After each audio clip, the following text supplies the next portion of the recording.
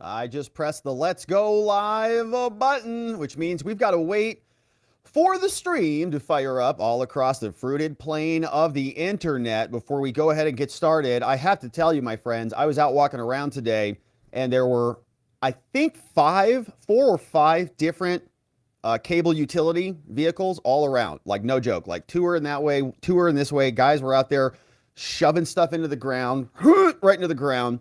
So we're getting some either replacement tubes out there, or we're getting some feds in the tubes, or something's going on out there. But there is some serious tubular activity out there. But it looks like they're connected. That's tremendous. That's great. So let's go ahead and get started, shall we? As soon as we can cue all this up, because it is now time.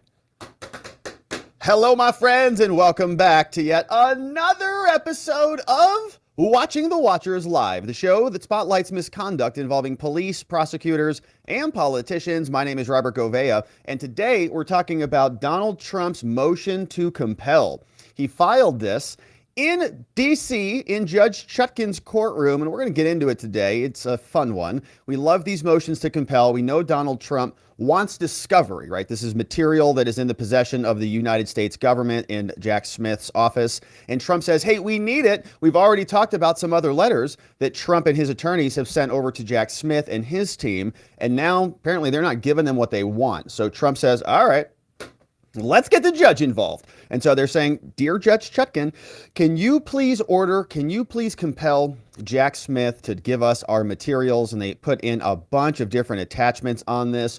We're going to look through it. There are some serious filings that dropped in the January 6th case that we are going to get into. We've also got Christie, who is totally forgetting about the presumption of innocence, which makes sense. He's a former prosecutor, of course. So what do they care about that? But he is out saying, you know, as a former prosecutor, I can't ever vote for Trump because he's going to be convicted. It's already a foregone conclusion, which is wild. So then we'll hear from him. We'll also jump in to another filing from Donald Trump, which is also a good one, also in the courtroom with Judge Chutkan. And this is a follow-up to another issue that the defense raised previously, which was this question about who is actually on Jack Smith's team, like who is on the game field that is working for Jack Smith. Like, are the referees also a part of the team? Is the concession guy also a part of the team? Right? Are the announcers a part of the team? Because it sounds like it. It sounds like even the other team is a part of the team. And what the heck's going on here? So we're trying to figure out how far can Trump go to get information. There's other discoverable material. Is Homeland Security involved in the prosecution? Right? Is the CIA involved in the prosecution? You name it, right? Pick a three-letter agency or more, and you'll ask yourself, are they a part of this? Because what they did in the January 6 cases is they said, oh, no, none of them are a part of it. You're only entitled to a very small sliver of information that exists in the federal government's databases. And it only is irrelevant because of the FBI, right? That's the only little limited bit that you can get. Forget the rest of it. And so we'll go through this because Trump says, Your Honor, you got to tell us what this is so that we can go actually do our job as the defense. We'll hear from this guy on MSNBC's #1 hit show called Inside Psaki, and we'll see what he says about this because he's saying that Trump is a real serious threat here and, you know, they got to do whatever they can do, whatever it takes to stop him from wrecking America. And then lastly, in our final segment, we got a new order from Judge Chutkan out of the January 6 case, and she is denying the subpoenas for those missing January 6 records. And these are some records that we've been talking a lot about here. Where'd they all go? Well, we know that there were some Republicans who came in when they took charge over the House of Representatives, and they were asking where all the archives went. Because Benny Thompson and Liz Cheney, apparently they were just using a shredder on their way out. Like, uh-oh, the Democrats won. Lost, the Republicans won, and we got to pack up our bags. And so, hey, Liz, the moving guys are here. Yeah, I'll be out 1 second. And all of the various different documents are gone and missing. Chutkan says, no, they're not actually missing at all. They're just not in the request. So we'll see what she says, denying those subpoenas. We'll also hear from a couple people. This woman on MSNBC says that Trump voters are very susceptible to Trump's speech. Yeah, he might influence you if you listen to him. And so they're so dumb that we got to do something to protect them lest they be influenced by Donaldo. We also then have Mark Elias, who is having a panic attack, right? They're getting a little nervous here that their guy that they installed, Joe Biden, is losing in the polls and looking like it's going down even harder. Millennials or the younger crowd are unhappy with him. The zillennials or whatever they are, they're all unhappy with Joe. We have this fat fracture in the Middle East problem, and now they're saying Trump's making a mockery of our Justice Department. Hello? You guys have done that. You're making a mockery of yourselves. We're just noticing it. So we're going to talk about that. You can see we've got some good reading to do. We got some heavy lifting in the court dockets. And so we're grateful to have you here and with us. It is a beautiful Tuesday back from the Thanksgiving holiday. This morning for our members only stream, we had a fun conversation about Hunter. Now he's doing this little bluff maneuver where he's like, I'll come testify in public. And the media's like, yeah, he's innocent. We all know that's obviously nonsense. You know, they're trying to basically pound the table. You know, when you don't have anything to say, you just kind of double down on everything. It's this concept of agree and amplify, right? If you're just kind of in the on your heels on something, you just say, oh, you want me to come and testify? Well, you better believe it. Let's live stream it on YouTube, dang it. Okay, relax, Hunter and your lawyers. Just take it easy. You guys are going to come in, we're going to ask you questions, and then we're going to do it on our clock, and we're going to time it when it's most useful against you, all right, and your daddy and the rest of your crime family. And so, yeah, of course, there's some politics here to this. What's good for the goose is good for the gander, as they say. The tables have turned as well. So now we'll see what Comer says. We talked about that this morning on our members only stream, and so that segment will be out later. But if you want to join us for our members only streams in the morning, you can become a member either on locals or either on the YouTubes. Either way, we do member streams in the morning. We do Saturday streams when we're not in the throes of a holiday, and we have a great community there. We're also working on some cool stuff that I'm going to be sharing soon. I know I keep saying that, but I'm for real this time. So come check us out, Watching the Watchers. .locals.com. We do Trump updates there, docket updates. This morning we talked about Hunty Poo and other madness going on. We also have our website. So as we're going to go through all the PDFs today, I got a whole slew of them queued up. If you want to get them, you can go to robertgovea.com. You can just go there, find the stories on the reports section. Download the PDFs. All the red lines are there, and so you can share those stories. You can also sign up for the daily newsletter there, so that the stories get delivered to your inbox. It would be amazing if you forwarded those to a friend or family member, you know, just said, hey, check out this guy on YouTube or this channel on YouTube or this watcher community. You know, we'd appreciate it. Whatever you do to send them our way, we'd appreciate that. So robertgovea.com is the website to go to stay connected.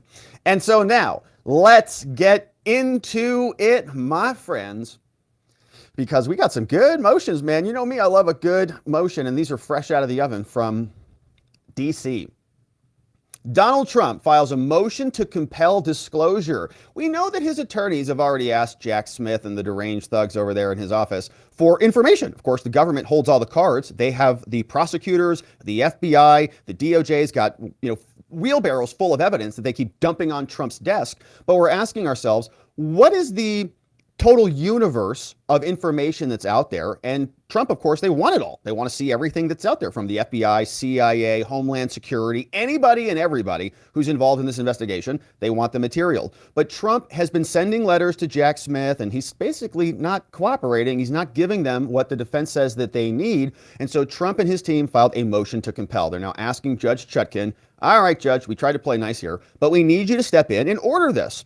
And of course, Judge Chutkan is probably not going to do that because her history of rules, orders in this case, have not been favorable to Donald Trump. In fact, they've been generally adverse to him or extremely adverse to him. And so unlikely that this will be granted. But of course, this is Trump anchoring this in. I'm sure he will appeal this. He'll say, I cannot possibly have a fair trial without all of this evidence. And then we'll see what the courts do on remand if that happens. But we've got Christie coming up, who's a former prosecutor, throwing out the presumption of innocence, as they like to do. But we're going to get into it and take a look at some attachments, because this was a monster filing over from the court docket. But let's get started diving right into this.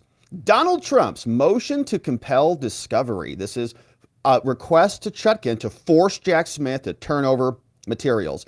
37-pager plus a ton of different attachments and exhibits. And we see this is out of Judge Chutkan's courtroom in Washington, D.C. United States of America versus Donald Trump. Trump's defense tells us they've got a nice table of contents here, and it's going to be juicy. We want to see all this stuff, of course. CISA, ICA, DOJ, DHS, January 6 evidence. We want stuff from 2020 election reports, DNI, minority reviews. We got SolarWinds, Sunburst, CISA, Trump's executive order. We got a lot of material.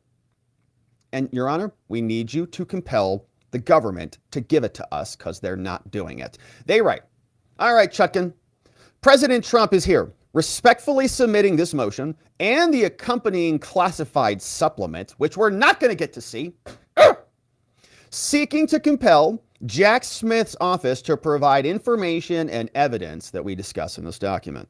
They say it's subject to the DOJ's obligation, Jack Smith, his rules under Brady, Giglio, and the Jenks Act. And so we can batch this up into two main categories.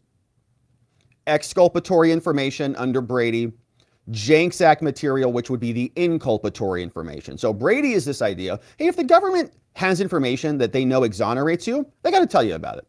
So if they have a witness that says, no, Rob was in Hawaii when all that happened, when that dude fell off the bridge. He was in Hawaii. He had nothing to do with it. And that would be exculpatory material, right? They'd have to tell me that so that I could use that in my defense.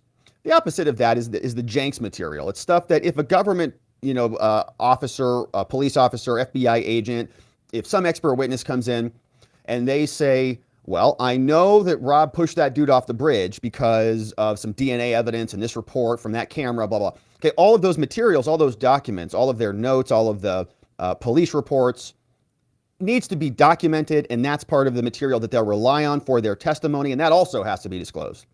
So Trump says, we want it all, and we need to know that we're going to get it. They say, Judge Chutkan, the indictment in this case reflects little more than partisan advocacy designed to sabotage President Trump's leading campaign for the 2024 presidential election. Consistent with the improper and unlawful goal from Jack Smith, the special counsel's office has chosen to rely on the views of witnesses who align with the Biden administration's political viewpoints and to treat those biased opinions as objective. Also saying that they're irrefutable truths about the integrity of the 2020 election and the events of January 6th. They said that there was no outcome determinative fraud and that Trump was lying about the outcome. Rather than saying, well, there's some room for disagreement. He might actually have a legitimate basis for saying that the election was rigged. As we know, we think that. Now, the problem with that approach is that President Trump and others, indeed hundreds of millions of voters like us, are not obligated to accept at face value the government's politically motivated narrative. Of course they came out and said, oh, it's a perfect election. Most safe and secure of all time. Because their guy won, obviously. No thanks. Okay, we got to see reality. We watched it happen in real time, where you change the rules under the COVID pandemic rules, where they waived signatures in various states, moved the deadlines, allowed mail-in ballots, allowed drop boxes, and then censored millions of Americans and hid the truth with the Hunter Biden laptop cover-up that was coordinated by the CIA, ex-CIA. It was not unreasonable at the time for us to believe that. We watched it. And certainly not criminal for President Trump to disagree with officials that are now favored by the prosecution to rely instead on independent judgment that the American people elected him to use while leading the country. We trusted Trump's judgment better than theirs.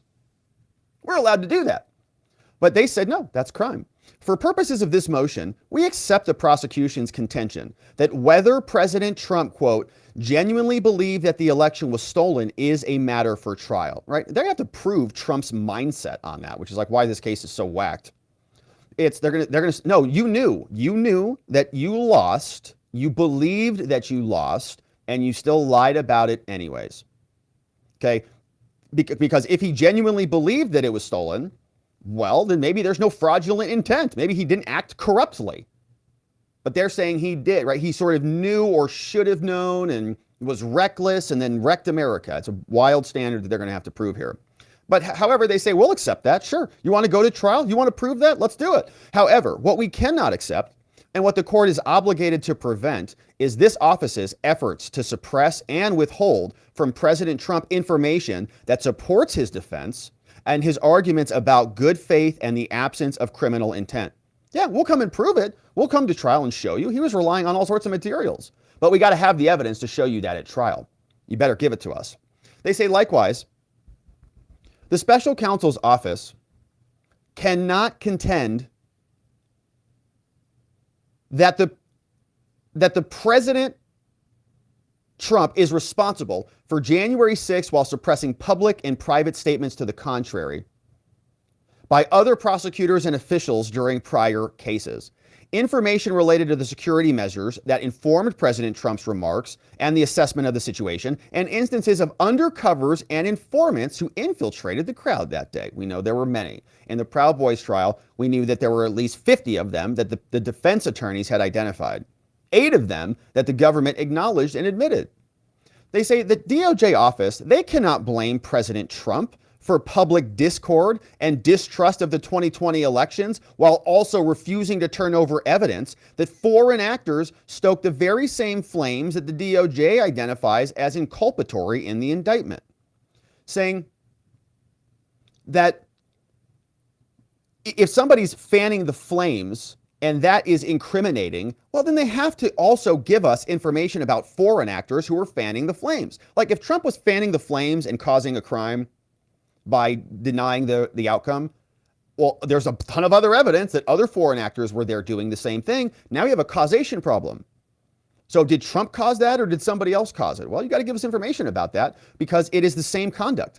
But no, the DOJ, they say, Jack Smith and his office, they cannot rely on selected guidance and judgments by officials that it favors from the intelligence community and law enforcement while ignoring political bias in those offices and their decision-making, as well as cyber attacks and interference, both actual and attempted, that targeted critical infrastructure and election facilities before, during, and after the 2020 election.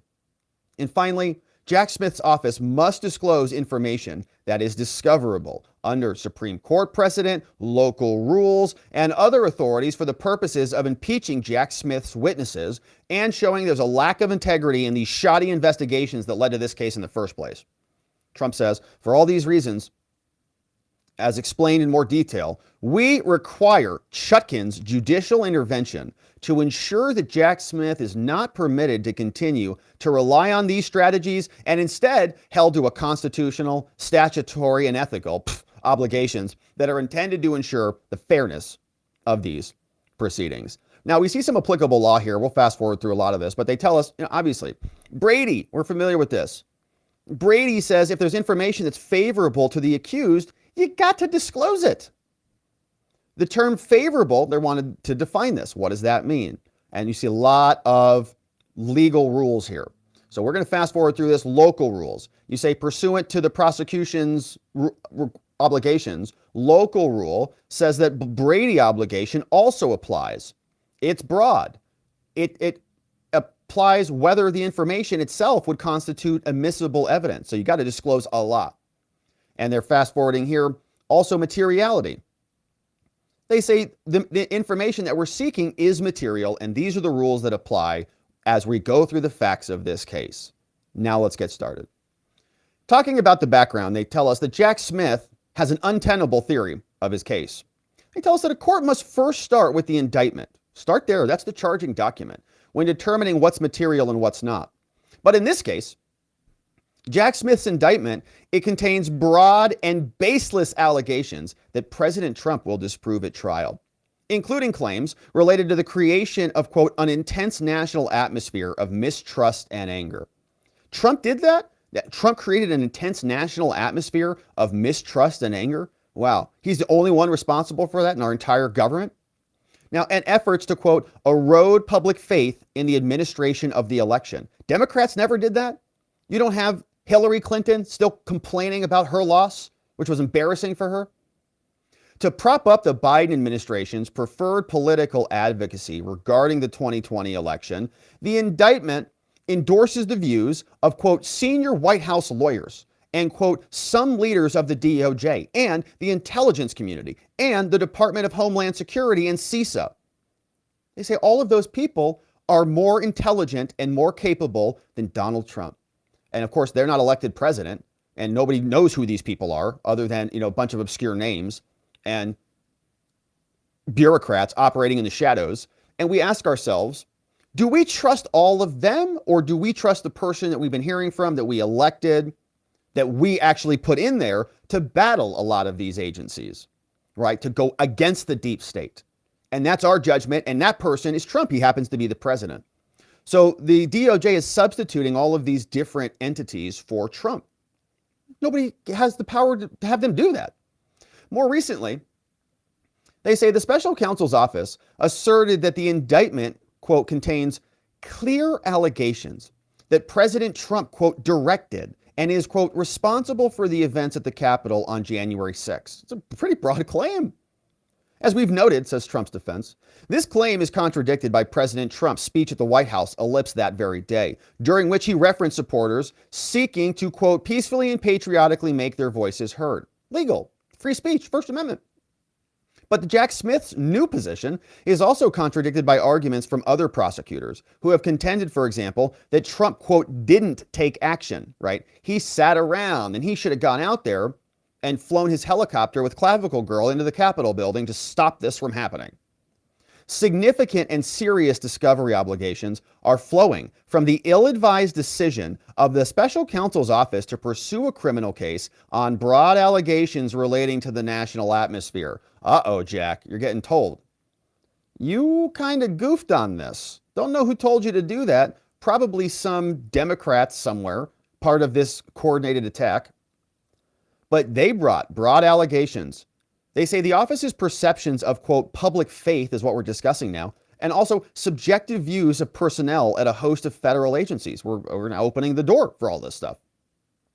Saying it's one thing to publicize a politically motivated narrative in a one-sided indictment, but it's quite another, indeed unlawful and unethical, to try to restrict discovery based on a biased view in an effort to gain a tactical advantage at trial. So if you're going to come at us as partisan prosecutors and hacks, that's fine, but at least give us the discovery. Can you at least let us have the game ball for a minute so that we can even see what we're playing with? Do we even see the rules, the evidence, or no? Are you that cowardly? We know the answer. So they give us some relevant facts here. Here are some other things that might have influenced Trump and some decision-making that took place there. And also, this might be relevant for discovery. Maybe Trump wants to look into some of this stuff and present it at trial, including foreign influence findings related to the 2016 election. That's versus Hillary. They tell us, Your Honor, here's why we need a motion to compel. In 2017, the National Intelligence Council issued an intelligence community assessment. Now, this is going to be in Exhibit A, and so we're not going to go through all of the exhibits, but we'll just reference them. The exhibits are long, and they are different reports, and so we'll take a quick look at them, but we're not going to go through all of them in detail. But they summarize what they are. They say a public version of the 2016 election ICA says that it is, quote, a declassified version of a highly classified assessment, which, quote, does not include full supporting information about the specific intelligence on key elements of the influence campaign. But one of the key judgments, Trump says we need to see more about this because, this was a problem in 2016. Maybe it was a problem in 2020. One of the key judgments in the declassified version of the ICA report from 2016 was that Russia engaged in foreign influence operations related to 2016 that reflected, quote, a significant escalation that sought to undermine public faith in the democratic process. Wow. It's the Democrats' own evidence, right? Kind of being used against them. Remember, they were crying foul. Trump never was legitimate. The Russians did it. Okay. Oh, and then they turned around 4 years later and said it was the most safe and secure election of all time. They say no. The declassified version also described efforts by RT America TV, a Kremlin-financed channel operated from within the United States, to execute a Kremlin-directed campaign to undermine faith in the U.S. government and to fuel political protests. And so that came out, we see, after 2016, January 2017. Then, in 2018, Trump issued an executive order called 13848. This was titled, Imposing Certain Sanctions in the Event of Foreign Interference in a U.S. Election. Trump relied on the 2016 report that came out in 2017, and President Trump issued an order. He declared the following. The ability of persons located in outside the United States to interfere or undermine our elections, including through unauthorized accessing of campaign or election infrastructure or distribution of propaganda, constitutes an unusual and extraordinary threat to the United States. Trump also expressed concern, right, about the proliferation of digital devices and internet-based communications that created significant vulnerabilities and magnified the scope of the threat. They defined the term foreign interference broadly and expanded it massively. Here, another portion of the executive order instructed the DNI, Director of National Intelligence, to coordinate the preparation of an assessment within 45 days of the 2020 election of any information indicating that a foreign government or any person acting on behalf of a foreign government acted to interfere. That assessment was issued pursuant to the instruction that's referred below. The order also instructed the Attorney General and Homeland within 45 days to prepare the report. The report that was issued pursuant to this instruction is discussed below. We see here, less than 2 weeks after the 2020 election, CISA joined a public statement about the election security. We know that in the statement claimed falsely, they said, quote, there was no evidence any voting system has been compromised. And CISA came out under Chris Krebs, declared the 2020 election the most secure in American history. Propaganda came out hard. We obviously all saw differently. On November 17th, President Trump fired CISA's director. That was Christopher Krebs. In a public statement, Trump explained that he terminated the director because the statement was, quote, highly inaccurate. We know that's true. Now, the SolarWinds sunburst attack. Now, one of the reasons why Christopher Krebs was fired, and they all cried foul about that, Trump's he's a tyrant. He's firing the people who were telling him no. Well, here's some evidence about why Chris Krebs was so wrong and why he's also a political hack.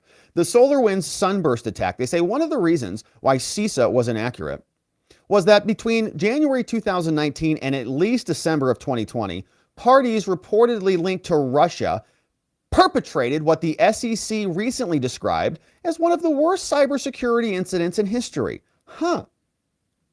In connection with what is now known as the Sunburst attack, the threat actors inserted malicious code into 3 software builds for SolarWinds Orion products. SolarWinds delivered these compromised products to 18,000 customers around the globe. Oops. The malicious code provided threat actors with the ability to access systems of the compromised customers and provided certain other conditions that became known as the Sunburst attack. Now, during the attack, threat actors conducted reconnaissance, exfiltration, data collection, identified product and network vulnerabilities, harvested credentials of SolarWinds employees and customers, and planned additional attacks against SolarWinds products that would be deployed during later stages of the campaign. Now, the malicious code provided the threat actors a backdoor into network environments of SolarWinds customers who downloaded and installed infected versions of the software that were then connected to the internet. Boom. By May 2020, at least one government agency had identified evidence related to the Sunburst attack using SolarWinds. In July 2020, elections right around the corner, SolarWinds employee expressed concern that the attack was looking closely at Orion for methods to utilize it in larger attacks. Now, Trump's defense continues. They say, Your Honor, in this motion to compel, the poor state of SolarWinds and their cybersecurity posture seem to be a joke for the employees in its info security group, at least prior to the hack being revealed. In November of 2020, around the time of the election, a SolarWinds employee noted in an email that the company's products are riddled and obviously have been for years. According to the SEC, once SolarWinds learned of the Sunburst attack, it did not fully disclose its known impact. On December 13th, CISA issued an emergency directive titled SolarWinds Orion Code Compromise after the election. The directive noted that SolarWinds Orion products are currently being exploited by malicious actors who posed an unacceptable risk to federal civilian executive branch agencies and requires emergency action. Oh, that's interesting. About a month after the election, now they make it known. CISA made those findings based upon other things, high potential for a compromise of agency information systems and a grave impact of a successful compromise. As a result, CISA directed the affected agencies to immediately disconnect or power down SolarWinds Orion products. The next day, the New York Times reported that the attack, here it is, had impacted the DOJ, the Department of Justice, the Department of Homeland Security, the State Department, the Treasury Department, the Commerce Department, the NSA, the National Security Agency, parts of the Pentagon, and many others. And they're all much smarter than us. They're supposed to protect us against this stuff. What are they there for? In December 2020 and January 2021, CISA then issued joint statements about the attack with the FBI, the NSA, the Director of National Intelligence, all got nabbed.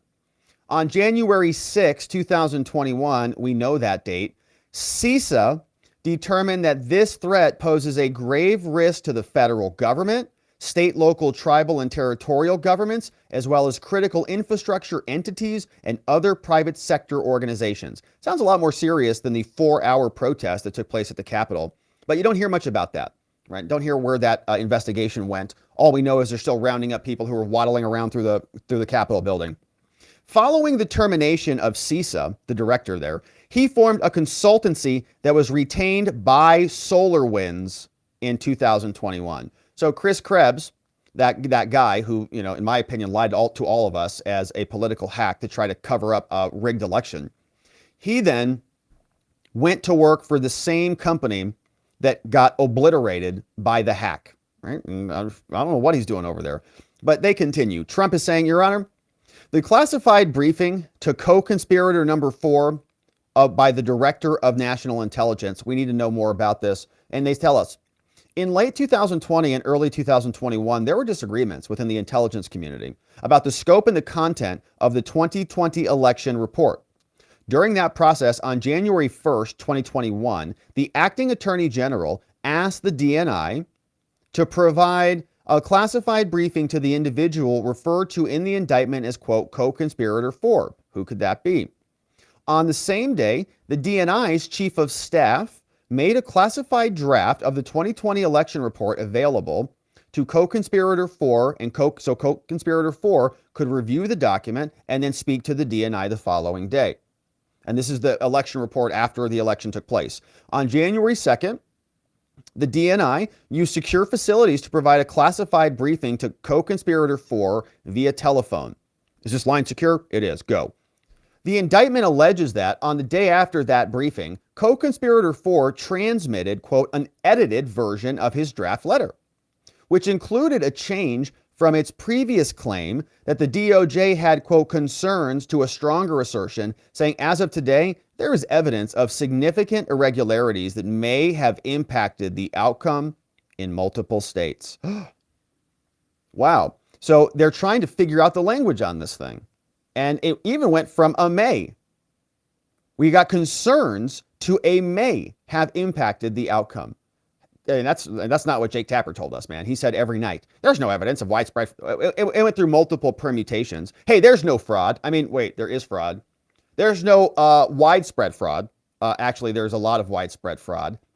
Well, there's no outcome that the widespread fraud changed the outcome of the election. You say, well, there is actually a lot of that too, and we've got a lot of evidence of that. What state do you want? Well, there's no judge that found that there was outcome determinative fraud in a court of law. And you go, well, that's true. Yeah, that is true. And the reason for that is because we've got a lot of election deadlines, and they're not going to turn the outcome of the election within 60 days without a trial, right? It's just how the election rules are structured. And of course, the left knows that. So what we see when they actually go through the court legal proceeding, we see that Amy Totenberg from Georgia, a federal judge, released a decision saying that in 2018, we're now 5 years later, it took 5 years to litigate a 2018 election case. So you don't have 90 days to do it. It takes years. But they knew that. They would already install Joe Biden by the time that the outcome of 2020 is in question. Hopefully they get him through a second term. But we continue. Trump's attorneys write, they say the ombudsman findings regarding the biased intelligence report. They tell us that the intelligence community analyst, his analytic ombudsman, Dr. Barry Zwoloff, on January 6, Barry submitted a letter to the Senate Select Committee on Intelligence in which he responded in the affirmative to a question from the committee about whether the ODNI officials had politicized or attempted to politicize intelligence, whether they exercised or attempted to exercise undue influence on the analysis, production, or the dissemination of the intelligence reports. Was there a politicization of this? Dr. Zuloff, he stated that, quote, the intelligence community recognizes where we have not met our responsibilities for objective intelligence all over the place. And we actually have seen even Michael Morrell, ex-CIA, say that he doesn't even care that he helped cover up the Hunter Biden laptop by signing the letter with the 50 other so-called intelligence idiots. He said, oh, I actually don't like Trump. That's why I did it. And I don't think it was illegal because we crafted it to be not illegal. So here is what he says. Yeah, we understand we've not met our objective responsibilities. Tells us China analysts appeared hesitant to assess China actions as undue influence or interference. Oh, because it's China. These analysts appeared reluctant to have their analysis on China brought forward because they tended to disagree with the administration's policies. So, nope, we're not going to tell Trump what he needs to know about China because we don't like his policies. So we'll just leave that out, which is in direct violation of your sworn duty. Now, these foundational analytic shortcomings contributed to instances of and led to other instances of at least the perceived politicization of intelligence. Needlessly long review times. Well, we'll get that to you. We're still analyzing that, Mr. President. We'll have that for you soon. And differences between analytic conclusions and public statements on the one hand and established positions on the other. They tell us that Ratcliffe, at the time Trump's director of national intelligence, they say, quote, he just disagreed with the established analytic line on China, insisting we are missing China's influence in the U.S. and the Chinese actions are intended to affect the election. China is intending to affect the election. Wrote that in a Wall Street Journal op-ed. Now, ombudsmen from the CIA, from the NSA, from the Director of National Intelligence, they report the widely shared perspective among the intelligence community analysts that analysis on foreign election interference was delayed, it was distorted, or it was obstructed out of concern over policymaker reactions or for political reasons. Don't you dare say that somebody helped Trump get booted out of here so that we could install Joe Biden and his crackhead son who had business deals with the Chinese through CEFC and others. Now, the minority review is the next section in the election report. They tell us that consistent with Dr. Zuloff's concerns about the China-related reporting, the unclassified version of the election report from 2020, it contains a minority view that's attributed to the National Intelligence Officer for Cyber. And that review, it says that some of Beijing's influence efforts were intended to at least indirectly affect U.S. candidates, political processes, and voter preferences. The minority view gave more weight to indications that Beijing preferred former President Trump's defeat. You're kidding! They don't want Trump to win? Wow. And it's strange that they have TikTok, where they can just funnel propaganda into the face of our young people indefinitely, hours on end, hours on end. Your abortion rights are going away. Go vote Democrat. You don't need to work. They tell us the DNI's concerns regarding the 2020 election. On January 7th, the day after January 6th, when the operation was completed, the DNI submitted a letter to Congress about the election. The letter stated, I do not believe the majority view expressed by the intelligence community accurately and fully reflects the scope of China's influence in 2020. Similar actions by Russia and China are assessed and communicated to policymakers differently, potentially leading to the false impression that Russia sought to influence the election, but China did not. Now, the DNI joined the minority view in 2020 election report. It says, I'm adding my voice to the support of the minority view. This is Ratcliffe. Based on all the available sources of intelligence with definitions consistently applied and reached independent of political considerations or undue pressure that the PRC China sought to influence 2020. But nobody cares about that, right? They care about the Russians influencing 2016 so-called because it put Trump in. But if China puts Biden in, it's like, well, The DNI also argued that the public description of the minority view gives the false impression that China was not responsible, but we know that they were trying. Here's the next section. In February 2021, the 2020 election report from DOJ and DHS was submitted. Justice Department and Homeland. They sent a report over to Congress as a classified joint report by the DOJ. The report includes the FBI, DHS, and also includes CISA, the three horsemen. The election report addressed the impact of activities by foreign governments and their agents that targeted the election. And now a declassified overview of the report was released to the public. The summary disclaimed evidence of foreign activities. No foreign activities altered any technical aspect of the voting process or otherwise compromised the integrity of the voter registration information or any ballots cast during 2020. However, the summary acknowledged that broad Russian and Iranian campaigns targeting multiple critical infrastructure sectors did compromise the security of several networks that managed some election functions. And there are also Iranian claims they sought to undermine the public confidence in the U.S. election infrastructure as well.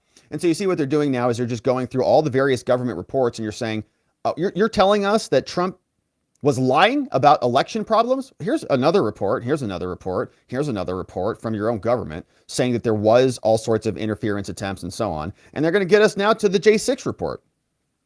In fact, here, December 22nd was when Cheney and Kinzinger released their fake report. In an appendix titled Malign Foreign Influence, the J6 committee further politicized the findings of the election report by cherry-picking excerpts from the document by ignoring any contrary evidence to the role of foreign influence in 2020. Now, at the conclusion, the J6 committee exaggerated the conclusion of the election report by claiming that the intelligence community found no factual basis for any allegation of technical interference in 2020. The J6 committee referred to this as definitive, without addressing, for example, the minority view, which was in there. And they said that there was bias in the report, right? So the minority view says this report is biased. Liz Cheney says, no, it's not. It's perfect. It gives us exactly what we need. Nevertheless, several concessions in the J6 report suggest that the committee collected exculpatory information from the intelligence community that supports Trump's defense, and we want it. For example, the January 6th committee, their own report tells us this. 2020 elections saw an increase in a number of foreign state and non-state entities that attempted to influence the U.S. electorate. That doesn't sound like the most safe and secure election ever. The committee also acknowledged that Russia, China, Iran, that they engaged to varying degrees in disguised efforts to influence public opinion.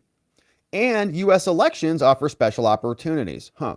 Russia and China will, they say in the committee report, for the foreseeable future, continue to press their disinformation campaigns, attempting to undermine the U.S. public confidence in their government and society. Well, our own government's doing that for them, but okay. Russia maligned disinformation also. They're both strategic in scope and they're opportunistic in claim, so the Russians are involved. The Russians also aim to corrode the power and the appeal of the democratic processes, and they want to weaken America.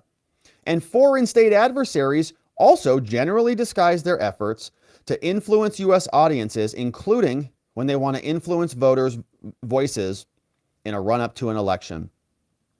And so they say, look, Judge, a lot of facts here, okay? A lot of problems with the election. You can even see it in the government's own reports. Just pick any one of these up. Trump was relying on those, other than the January 6th report and all these things. But that was information that was being kicked around. And Trump was talking about in the aftermath before these reports were being written. So in other words, the reports are almost supporting him. So they tell us some procedural history, and normally we skip this section, but this is important because this is a motion to compel. And this is illustrating that Trump has already made a number of requests from the government. All right, you guys have all the cards, okay? The government is Goliath. They have everything. They have trillions of dollars that they've accumulated building up their DOJ and investigatory assets with the FBI and DHS. And, you know, they're all ingrained in the courts and in all the, I mean, it's just like, it's a monstrous thing. So they have everything. They hold all the cards. The defense often has very little. So the defense makes some nice requests. They say, Your Honor, Chutkan, look what we've done here. We've tried.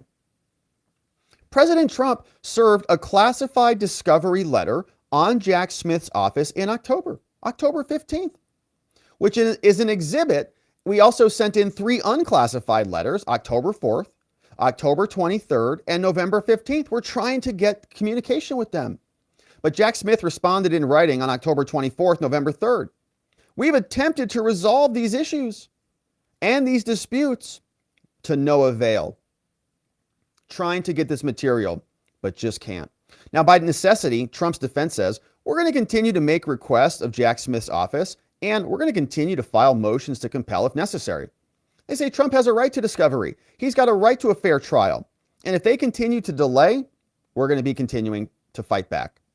They tell us here is in the discussion section, now that we've got the facts, now that we know what the law says, now that we know what the procedural history is, they say here, we note at the outset, Your Honor, that the government's response to this motion and its approach to discovery in general cannot proceed on the basis of beliefs or assumptions that Trump's defenses lack merit.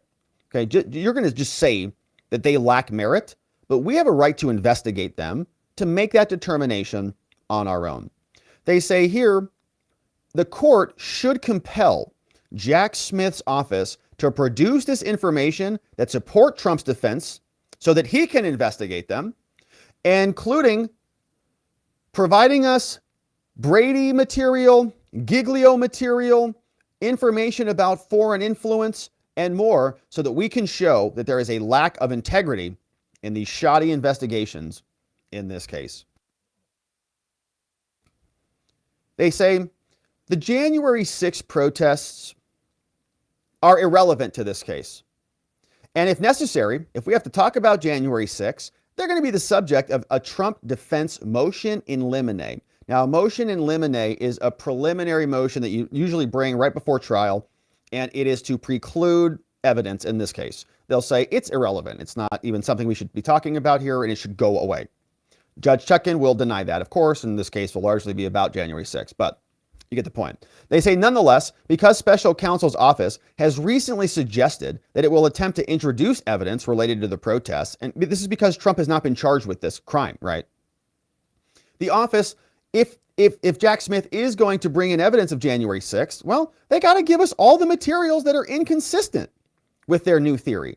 They said that Trump directed and is responsible for the events at the Capitol. Well, great. Then we get material that is about January 6th and the Capitol. We don't think that you should be talking about January 6th and the Capitol since you didn't charge him with anything for that. But we'll go there. This includes materials suggesting that, quote, non-parties directed the events or are responsible for it in part or in full. They say for violence that Trump sought to prevent. So we need information about it. President Trump is entitled to everything in subsection A, inconsistent assertions by government actors. They tell us Trump is entitled to all the documents, including the private communications, where prosecutors or law enforcement or other officials made statements that are inconsistent with the prosecution's position about January 6th criminal responsibility. These documents are material under the rules. They might be exculpatory under Brady. For example, we have other situations where this material has been admitted. The court doesn't need to resolve admissibility, but we just need to get the materials, okay? So in other words, we don't care, Your Honor, if this can actually come into court at trial. That's not the standard. The standard is, does Jack Smith have to give it to us so that we can make a review of it and then make the determination about whether we can try to get it into court or not? They say there's ample reason to believe that these materials exist.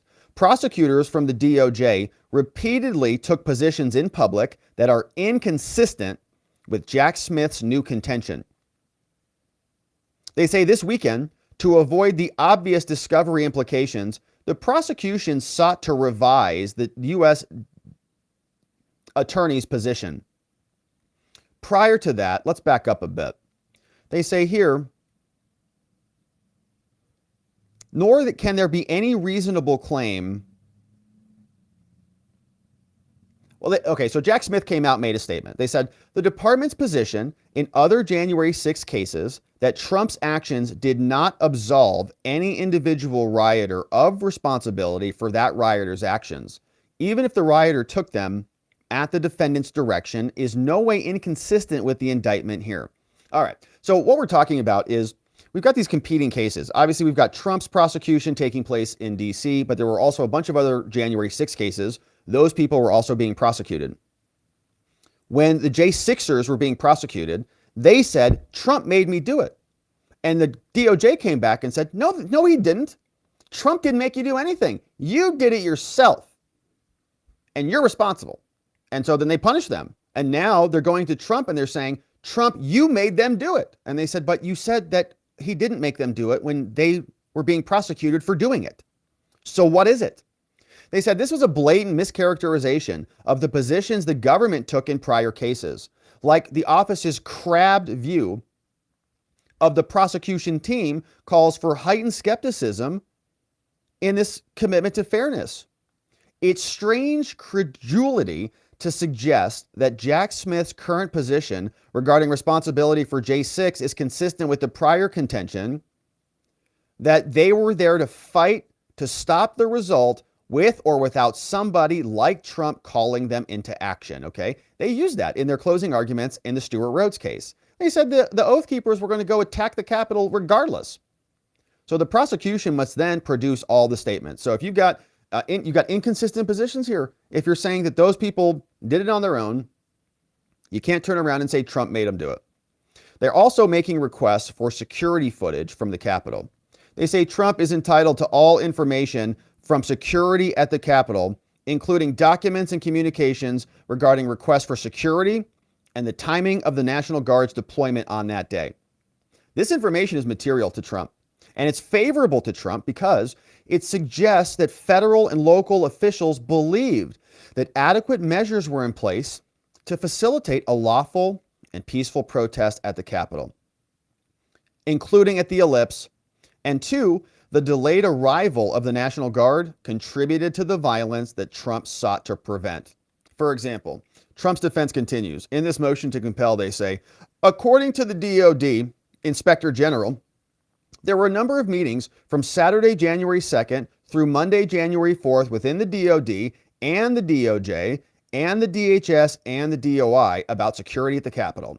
Guess who was there? According to General Mark Milley, Trump directed the acting Secretary of Defense during one of those meetings to ensure sufficient National Guard or soldiers would be there to make sure it was a safe event. The acting secretary responded, we've got a plan, we've got it covered. Why would an insurrectionist make a statement like that? Strange. Now, President Trump is entitled to not only information about events and communications to which he participated, but also interactions in which he was not directly involved. And so he is entitled to all of those materials. They also, and this is a juicy section, want information about the presence of government agents at the Capitol. We want this one too. They say President Trump is entitled to all information about undercover agents and individuals acting at the direction of official authorities at the Capitol. They pull this example from another case, saying that an potential undercover actor, assuming there were any, it could be exculpatory evidence, and the government must disclose that under Brady. They say in cases like Zink, courts have required a direct connection between informants and the decisions of people who were charged in connection with their physical presence on the grounds. But here, President Trump is not seeking to establish that he was induced to engage in the conduct.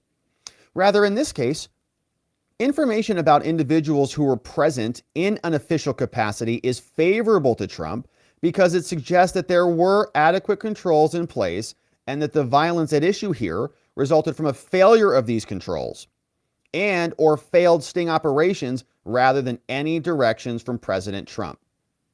So the officials in the crowd should have secured a building. That's why they're there, to stop all of this. Not there to help Trump insurrect this. They're actually there to prevent it. Now, it strains credibility to assert that Trump is not entitled to the production of this information, and putting aside for now whether the information is even admissible.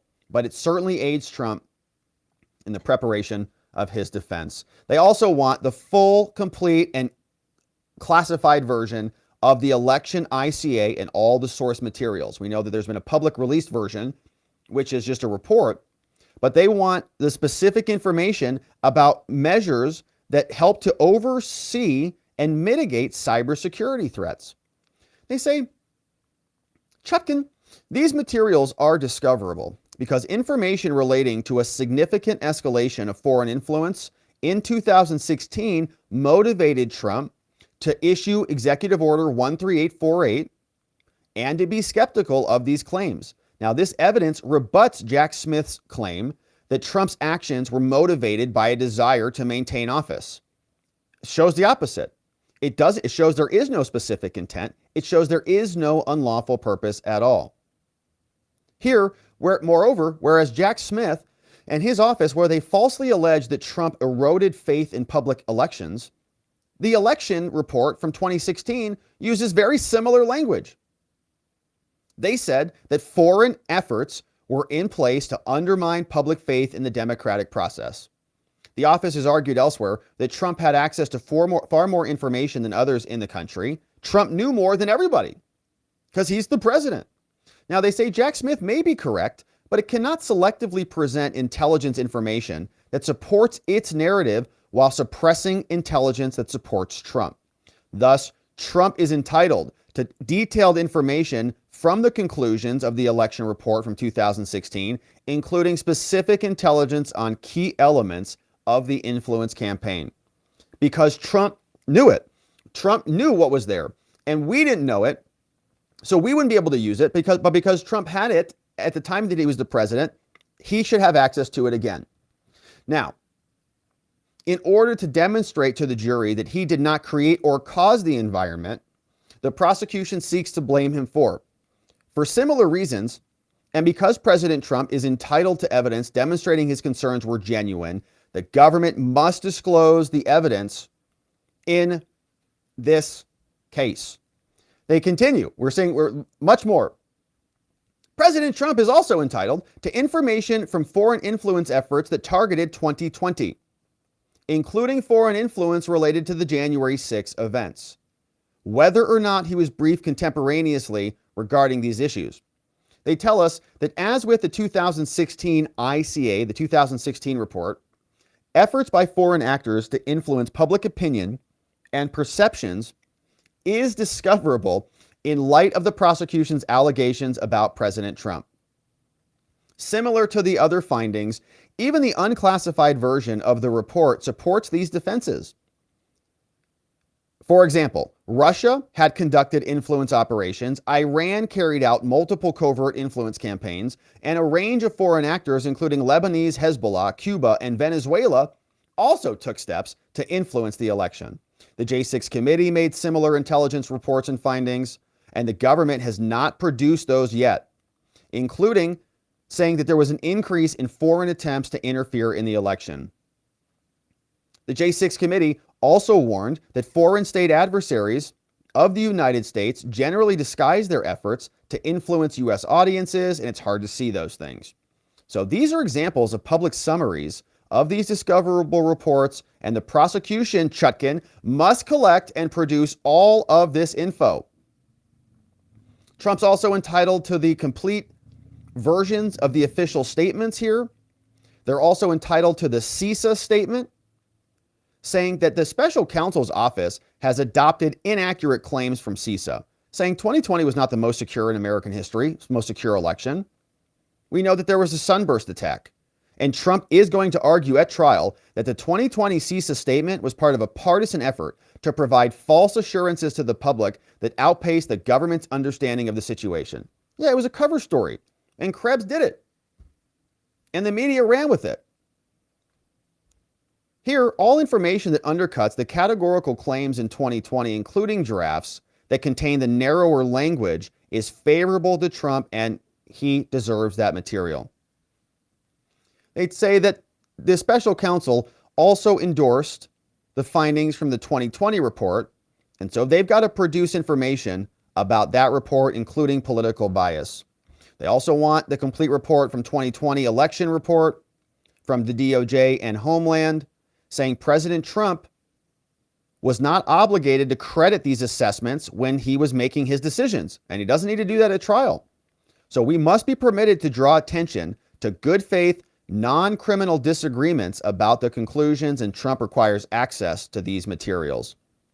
Now, evidence related to infrastructure compromises must also be disclosed, saying that special counsel must produce details about the evolving assessment of the Sunburst attack. And it's been apparently attributed to Russian intelligence agencies. And the special counsel's office should be required to produce information about this material to Trump. Anticipated testimony from the Director of National Intelligence is also central to the prosecution's case, saying that co-conspirator 4 had no additional evidence of election fraud. But during an interview by Jack Smith's office about grand jury testimony, the DNI indicated that he had prepared by reviewing materials by his former employer, the ODNI. And we need to see information about that. We also want information about Mike Pence's handling of materials and evidence of bias within the DOJ, saying the prosecution's Brady obligation also includes material that might be used to attack the government. In order to stop Trump from being robbed of the opportunity to attack the government's investigation, the court should compel Jack Smith's office to disclose the following information and other instances as well. This is a good section. We want to know if Jack Smith coordinated with the Biden administration. Any communications about these investigations by members or relatives or associates of the Biden administration are discoverable because they support Trump's defense of a politically motivated investigation, saying that a common trial tactic is being biased in the decision-making portion of the case. Are charges going to come or not? They also say that Trump is entitled to any information from the FISA court and other investigative misconduct is discoverable. If there's any information about conflicting views at the DOJ, any information about political bias or motivation related to Trump investigations, any documents from members of Jack Smith's team to target Trump, documents from different divisions about inquiries into Postal Service inspections, and so on.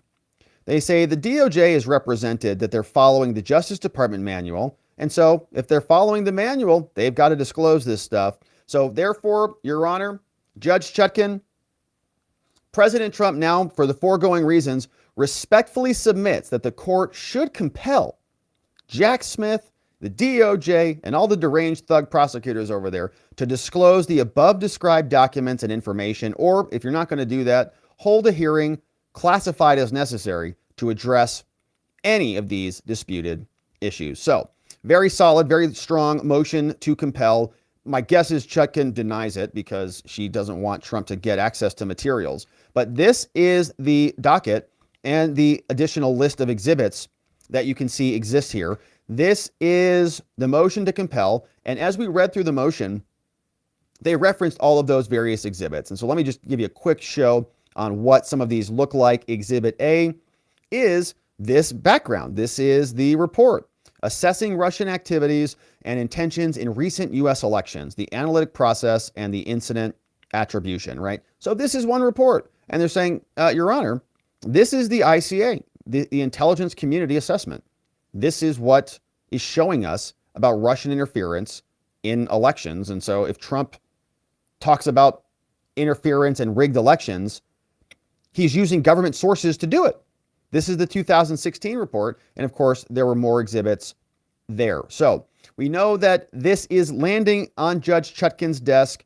We'll see what Jack Smith's response is, but we know they don't care much about giving the defense evidence or discovery.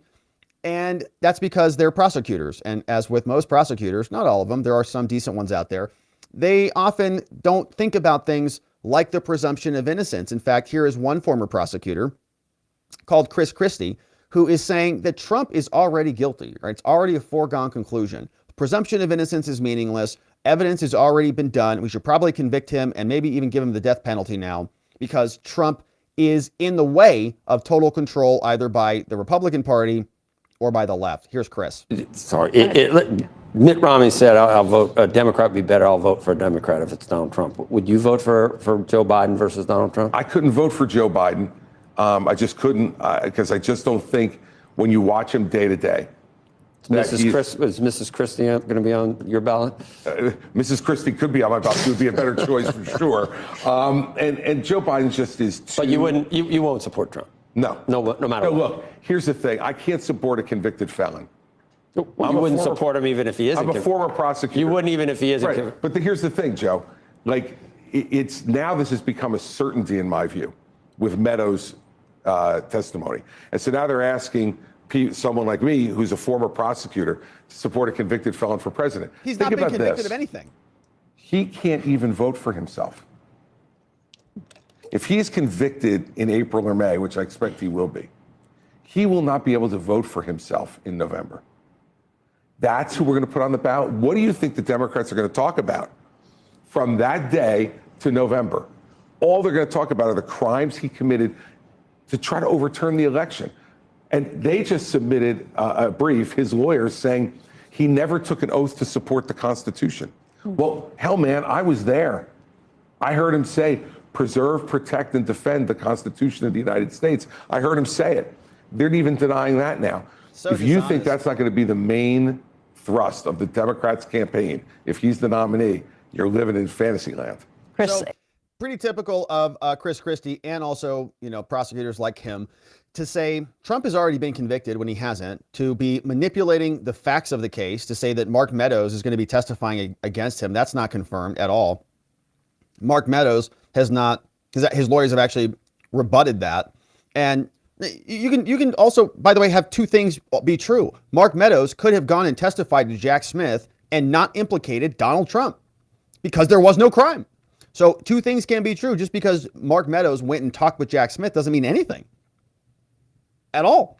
Now, it could, but it doesn't now. And so he knows that, and he's being dishonest about it. And he's also talking about Trump's people saying he didn't swear an oath to office. It's like, what are you talking about, Chris? He took the presidential oath. They were talking about the civil servant oath, which is applicable to everybody else except the president. And it was for the purposes of the 14th Amendment and removal. So dishonest as can be, and, pretty typical, not a big surprise. But my friends, that is the motion to compel. Jack Smith will respond to this. Donald Trump will reply to that for the final sandwich. Then it will be off to Judge Chutkan for a ruling. And of course, we're going to be here continuing to cover not only this case, but all of the other Trump trials. And we would love it if you subscribed and hit that follow button, hit that like button, and joined us as these cases continue to escalate, because we're just warming up. We've got trials scheduled for March of next year, and it's going to be a doozy. We'll look forward to having you join us, and we'll look forward to seeing you on the next one. All right. Now, we're not done yet. We got two more segments to get into, and we're sticking with the January 6th case here because this one is also interesting. It's about the scope of Jack Smith's team. Who is on Jack Smith's team? Who is really prosecuting Trump, and how far is this government effort going? Where does it extend? Trump files a new motion to define Jack Smith's team and to really understand what he can do in terms of requesting information and from whom. What government agencies are a part of this? Because the government is attempting to keep this very small and narrow. They don't want Donald Trump going in and getting records from, the CIA. They don't want to say that people who were openly negative to Trump and prosecuting him, pseudo prosecution, in the months before Jack Smith got appointed, they don't want to consider those people to be a part of the team.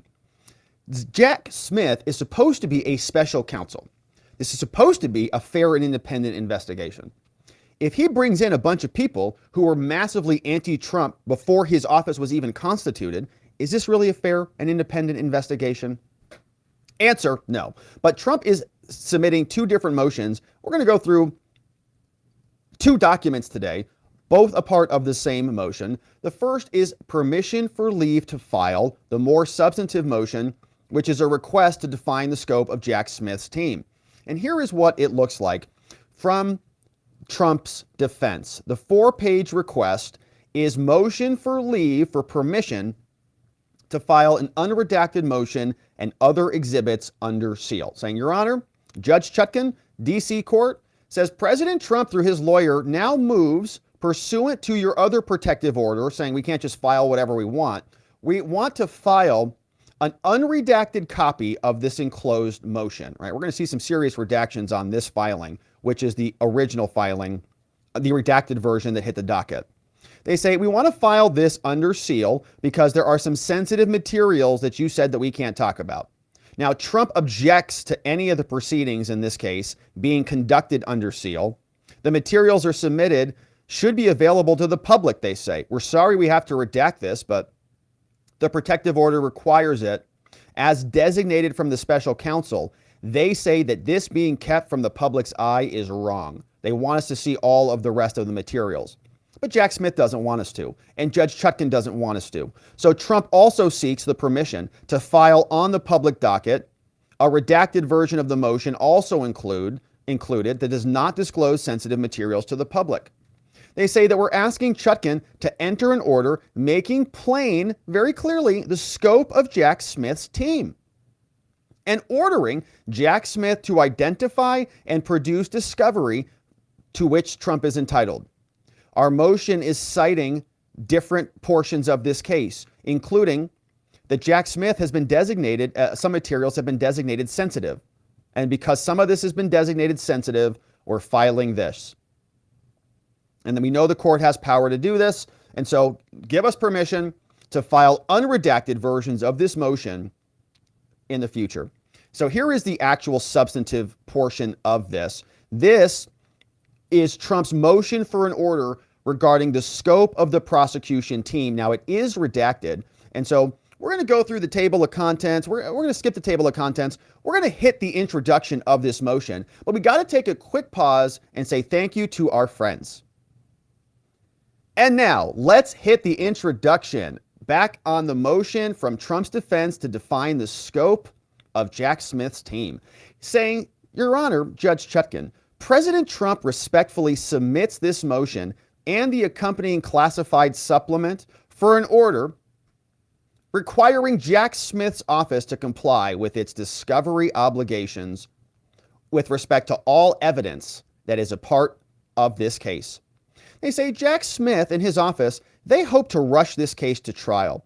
We know why. It's part of a politically motivated strategy to undermine the Biden administration's main leading component in the 2024 election. And in doing so, Jack Smith has ignored its fundamental discovery obligations and the court's August order to produce all the exculpatory evidence to the defendant under the rules, including documents that are essential to Trump's case and his opportunity to defend against the lies in the indictment.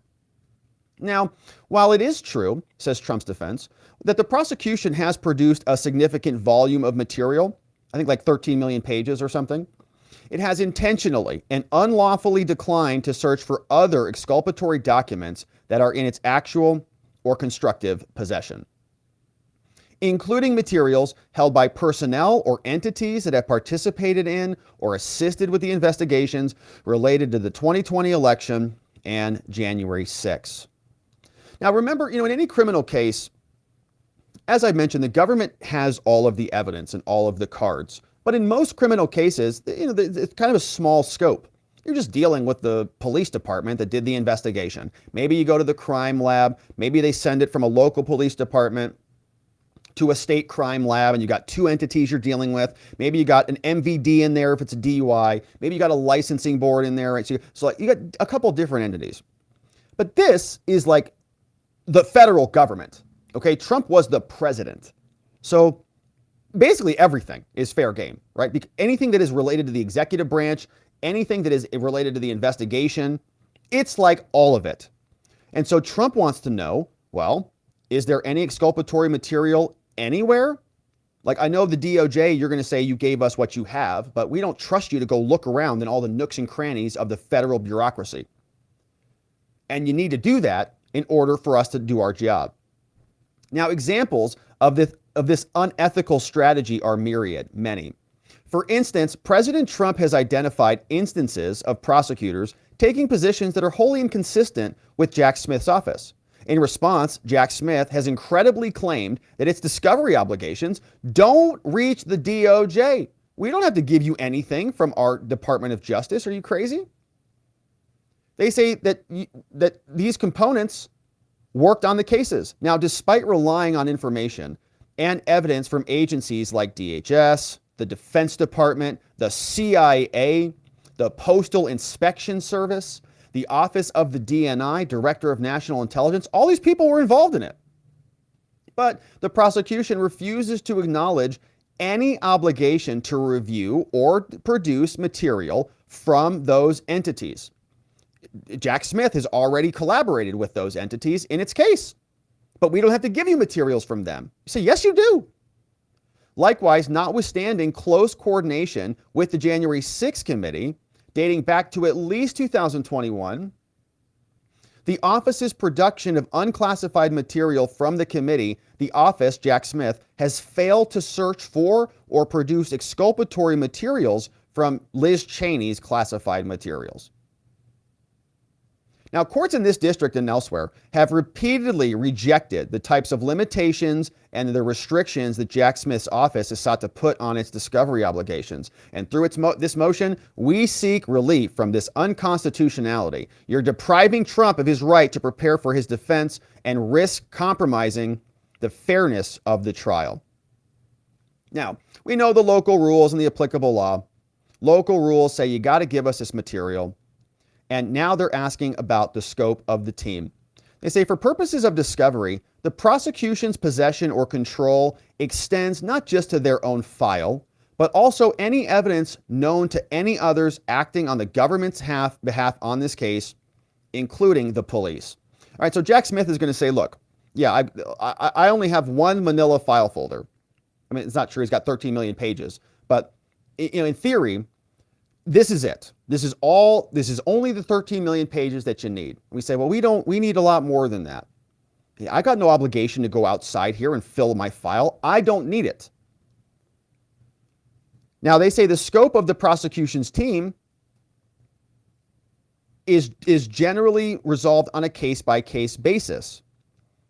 And so here, the government has an affirmative duty to search. So Jack Smith, right, if he says, I'm only limited by the FBI, for example, okay, but you have an obligation to step outside of the FBI and go search other areas. You have an affirmative duty to go find this stuff. Why? Because the defense can't find it, right? The defense can't go knock on the door for the CIA and say, hi, do you have any exculpatory material in there for Trump? Obviously not. They say government prosecutors have to seek all exculpatory material from their files. Justice Department manual says it as well. And so they're giving us the rules that apply, and we'll fast forward through those. We see. They give us more background. They say Trump served a classified discovery letter on Jack Smith's office. We've sent multiple letters to them, but they sent a one-page response on October 15th. They said it's legally a baseless position, saying that, quote, the prosecution team, Jack Smith's quote, is limited to the special counsel's office, the law enforcement officers who are working on this case, and Jack Smith's team does not include agencies or components whose personnel are not working on the case. They sent another letter. They said, oh no, we are working consistently within the provisions of the Justice Department manual, but they didn't explain what that means. And the Jack Smith prosecutors, they also said that we understand our discovery obligations and we will comply with them. But the letter did not confirm that they've responded to the materials that we produced. So we got on a phone call with them. And during a call on November 21st, we conferred with Jack Smith's office. We said, hey, losers, it's us again. We're asking for more material. Do you have it yet? They said, hey, jerks, no, we don't. On November 25th, the office provided a written response to our November 15th letter. The office disclosed that, quote, law enforcement agencies that worked on the investigation leading to this case were the FBI, so we checked them off, the DOJ Inspector General, checked them off, the National Archives Inspector General, NARA, Deborah Stidel Wall is retiring, by the way, and the U.S. Postal Inspection Service, all those agencies. Now they say, okay, well, that's great. We knew there were a lot of them. So underscoring the need for this motion, the office, Jack Smith, then took the position for the first time with respect to numerous discovery requests that responsive materials were not within the possession of the prosecution team. So we don't have them. They're not in our Manila file folder, so we can't give them to you. We have 13 million pages of irrelevant garbage, though, that will drop off in the back of a dumpster for you that you have to read. Well, we don't want any of that. We want this. Well, we don't have it. Well, why don't you have it? Well, because if we had it, we'd have to give it to you. We know that, which is why we're asking for the motions. They say, Your Honor, in this case, discovery obligations of Jack Smith, it extends to the entire office, right? It extends to the DOJ. Everybody who participated in the investigations related to 2020 and J6, also all federal agency components that participated or assisted those, and the records of the January 6th committee. They're all part of the team. They say this is not what Jack Smith says. The team is not limited to attorneys who are, quote, working on this case. They say, and just to put a pin in this for a second, it's also important to recognize that Jack, and they might get to it here, but Jack Smith's office was created recently. And he picked up a bunch of people who were already working on this. So the special counsel who's supposed to be appointed after Trump announces he's running and, oh, okay, now we have to separate this out. He just picks up everybody who was already working on it in the first place, meaning that the investigation was not separate, fair, and independent and impartial and all the things they claim it was. The special counsel's office, pursuant to the Attorney General Garland's order, had conducted broad investigations that gave rise to this case and other charges in Florida. They say lawless charges.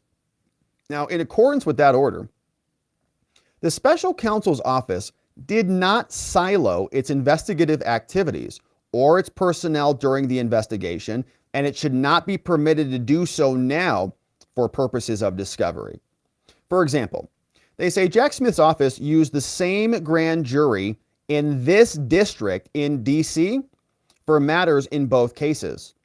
So they used a D.C. grand jury to go get information that they used to file in Florida. They say Assistant Special Counsel John Pelletieri has appeared on behalf of Jack Smith's office in this case and in Florida. Senior Assistant Special Counsel Saska Thomas Wyndham, who has entered a notice of appearance in this case in D.C., he also participated in at least 27 interviews in Florida. Julie Edelstein, in the Florida case, also participated in 29 interviews in this case. Jay Bratt, counsel of record in Florida, also participated in 10 interviews in this case. Now, notwithstanding the clear overlap of personnel and their intermixed responsibilities, the office has sought to artificially narrow its definition of the prosecution team to an unidentified subset of individuals who, quote, apparently in its sole judgment are, quote, working on this case. Whatever that means. Not so. As the entire office has participated in this prosecution, both in fact and by General Garland's order, the entire DOJ is subject to the prosecution's discovery obligations. So we don't care if it's not in your Manila file folder. Get it. Now, the U.S. Attorney's Office for D.C., right? These people were just all over the place, just like, you know. The U.S. Attorney's Office for the D.C. says the prosecution's team also includes the D.C. office. They participated in any investigation related to 2020, as well as personnel now or who previously assisted the special counsel. It's broad. Prior to and in anticipation of the appointment of the special counsel, the D.C. prosecutors played a leading role in the investigation in this case. For example, in November 2020, Deputy Special Counsel called J.P. Cooney and Molly Gaston, we know her as Highlighter Girl, who convinced Judge Chutkan that Trump's defense didn't even need to read the discovery because she organized everything and had a nice little flow chart or something. I don't even know. But she said, we organized everything with sticky notes and tabs. And Chutkan's like, I love this. I love highlighters. Yes, They don't need to read 13 million pages of documents. Trial scheduled for March. So they were there as prosecutors, okay? This is before January 6th even happened. Molly was working as a prosecutor in D.C. She wrote to Attorney General Bill Barr, and she said back then in November that the election claims of fraud were false. They didn't even have any time to investigate. We didn't even have outcomes from courts. But Molly, who is now prosecuting this case, was already decided, despite not having any time to investigate anything. Now, consistent with the political bias reflected in their correspondence, in early 2021, Cooney, another prosecutor, led a group of prosecutors in D.C. who wanted to expand their investigations to target Trump. So both of these people are partisan hacks who have already been anti-Trump from day one. And Jack Smith just put them on the team.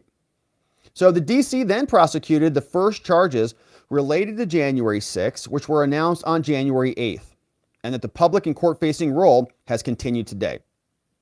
On January 12th, acting U.S. Attorney in D.C., Michael Sherwin led one of the first press conferences back on January 12th, just 6 days after J6. Immediately following Garland's confirmation in March, Sherwin briefed Garland on the status of the investigation. When Sherwin left his post to go back to Florida, he violated DOJ policy and participated in a 60 minutes interview regarding the investigation. The following day, DC's chief of criminal division notified Judge Mehta that Sherwin was the target of an investigation by the DOJ Office of Professional Responsibility. So then Sherwin left. In November 2021, Matthew Graves was sworn in, and Graves immediately started pushing the DOJ to bring seditious conspiracy charges. Around that time, 2021, Thomas Wyndham, he arrived in D.C. as a transfer from the Maryland Attorney's Office. That same month, FBI Washington then rejected grand jury subpoenas that were proposed by Wyndham because his plan sounded eerily similar to Cooney's proposal that had already been shot down, as well as a pitch by Wyndham to pursue the fake electors. So these people, bloodthirsty, bloodlusty prosecutors. Let's go after Trump. I'm going to make my career on this. Rather than recognizing the lack of any evidentiary basis for these grand jury proceedings, because who cares about that, Wyndham discreetly asked the Postal Inspection Service if it might help. Can you guys manufacture something? With the biased project that the FBI had already declined to pursue. Now, didn't stop there. During the summer of 2022, Graves put Cooney in charge of the investigation in D.C. In November 2022, Cooney, Wyndham, and roughly 20 others agreed to join the Special Counsel's office. The order appointing the Special Counsel notes the ongoing responsibility of the D.C. team for, quote, currently pending and future investigations. Now, these responsibilities do not alter the fact that this case originated as a D.C. investigation, and they all just moved over. Okay, so 20 people just picked up their bags. They were already in psycho mode trying to go after Trump, and they just went over to Jack Smith's office. So since the order, the Special Counsel's office has enjoyed constructive access to the D.C. documents. So Jack Smith didn't do his investigation on his own. He just pillaged everything from D.C. In August, the discovery letter, Jack Smith wrote that the D.C., quote, maintains a separate database of materials compromising discovery in the J6 cases. The letter also stated that the, quote, investigative team in the case had accessed certain materials within that database and has taken into its possession certain materials that the investigative team may rely on or use at trial. So they say, great. So Trump's people say, great. Okay, so the Special Counsel, you were accessing the DC database? Great. We want to access the DC database too. That means there is no question that the DC team is part of Jack Smith's team. You don't just get unfettered access unless you're part of the team. Now, Jack Smith also includes, his team also includes, look at these redactions here, can't wait, says also includes the components within the DOJ that participated in the investigations and deliberations related to the charging decisions. Who said go? the Office of the Attorney General, Office of the Deputy Attorney General, and the National Security Division, and the Public Integrity Section, and others. Now, current and former, quote, senior leaders of the DOJ are likely witnesses in this case. We know that from the indictment. The indictment also contains allegations about so-called sham election crime investigations. Sham election crime investigations. So Trump was investigating crimes, but they were not real. But these officials and members of the DOJ Public Integrity Section played key roles in suppressing those very investigations that were related to widespread fraud. As one example, on November 8th, 2020, what is that? Says the DOJ suppressed investigations relating to widespread fraud in 2020. Here's one example. Redacted, redacted, redacted, redacted. That comes from that document. Also, redacted, redacted, redacted, redacted, and redacted. Now, the following day, Bill Barr removed the consultation requirement that the director had relied on in an effort to suppress the investigation. After Bill Barr resigned on November 12th, Cooney and Molly sent the above described letter to Bill Barr, declaring without basis, contrary to the facts that were emerging, that claims of fraud were false. Okay, so somebody did something. Following day, Bill Barr removes a consultation requirement that they had used to suppress the investigation. Bill Barr gets skittish. He leaves, resigns. Molly sends a letter. We're coming after you. And Bill Barr, as we know, is an institutionalist. So he's like, well, if the DOJ says I shouldn't do this and I shouldn't, so he resigns. Now, subsequently, after Bill Barr got the letter from Cooney and Molly, redacted, redacted happened. And then redacted happened. And then, oh my gosh, redacted happened. And I can't even explain what's happening here because it's just too hard to explain. More redactions. And I would love to be able to share what's in this sentence, but I can't because I can't read it. Now, they say beginning in January 2021, personnel from the DOJ's National Security Division joined the DC office in prosecuting cases related to January 6. So more players enter the game. And so-and-so and so-and-so did that thing, and that thing led to this thing. And we note the following. We can't read it. Now, and you can see why, obviously, Jack Smith and Chutkan want this gag order to be in place because this looks pretty problematic. The NSD joined the division. What did they do? Now, in February 2021, the National Archives, their Inspector General, they asked the Justice Department Election Crimes Branch, which is part of the Public Integrity Section, to consider investigating the seemingly coordinated effort in swing states. So National Archives, Inspector General, now pings this over to DOJ. In February, they said, citing prosecutors' discretion, the department told the archives it would not pursue the topic, according to two people familiar with the decision. Also in February, the acting AG explained that he received daily updates on the Capitol cases daily. DOJ leadership participated in discussions about Cooney's proposal to trace who had financed the false claims of the election. Sherwin briefed Matt Axelrod, who had been selected by President Biden to, quote, run the DOJ until Garland and Monaco could be confirmed, on Cooney's inappropriate proposal. High-level DOJ participation in the investigation continued after Attorney General Garland took over. Just hours after he was sworn in, Garland and his deputies were briefed on the J6 investigation. During the summer of 21, Garland and Lisa Monaco, they continued to get briefing materials related to this as well. The Office of the AG and the Deputy AG, Monaco, participated in deliberations over whether to bring seditious conspiracy charges against Rhodes. Garland getting, quote, deep into the weeds on this. Sherwin later, a U.S. attorney, told the Washington Post that he heard from a close Justice Department ally that Garland and his deputies felt boxed into the seditious conspiracy charges, or to tough questions if they didn't bring them. Interesting, isn't it? Now, by at least 2021, Matthew Olson, the Assistant AG for National Security, he pressed to take on a role in the J6 case. Olson argued to Monaco and other senior Justice Department officials that an effort to block the peaceful transfer of power was squarely in the vein of the National Security Division, and he wanted to join the team. As further evidence of close coordination between the DOJ and the DC office, they were working together. Now, they're also saying the FBI in Washington, the Washington field office, is also part of the team, and we need to know about them.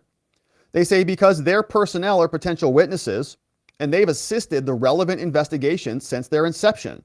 FBI was involved. On January 2nd, this agent did that horrific thing, and this piece of garbage did that thing. By at least January 3rd, these losers all did this thing. Can't read what it is. Now, in late 2021, Mike D'Antuono, the assistant director in charge of the FBI Washington, he gave Wyndham full access, he's a U.S. prosecutor, to the FBI's, quote, trove of evidence about the Oath Keeper and Proud Boy extremists involved in the riots. In April 2022, the FBI opened a formal investigation in targeting President Trump, and apparently without acknowledging in internal files that the agents were targeting Trump.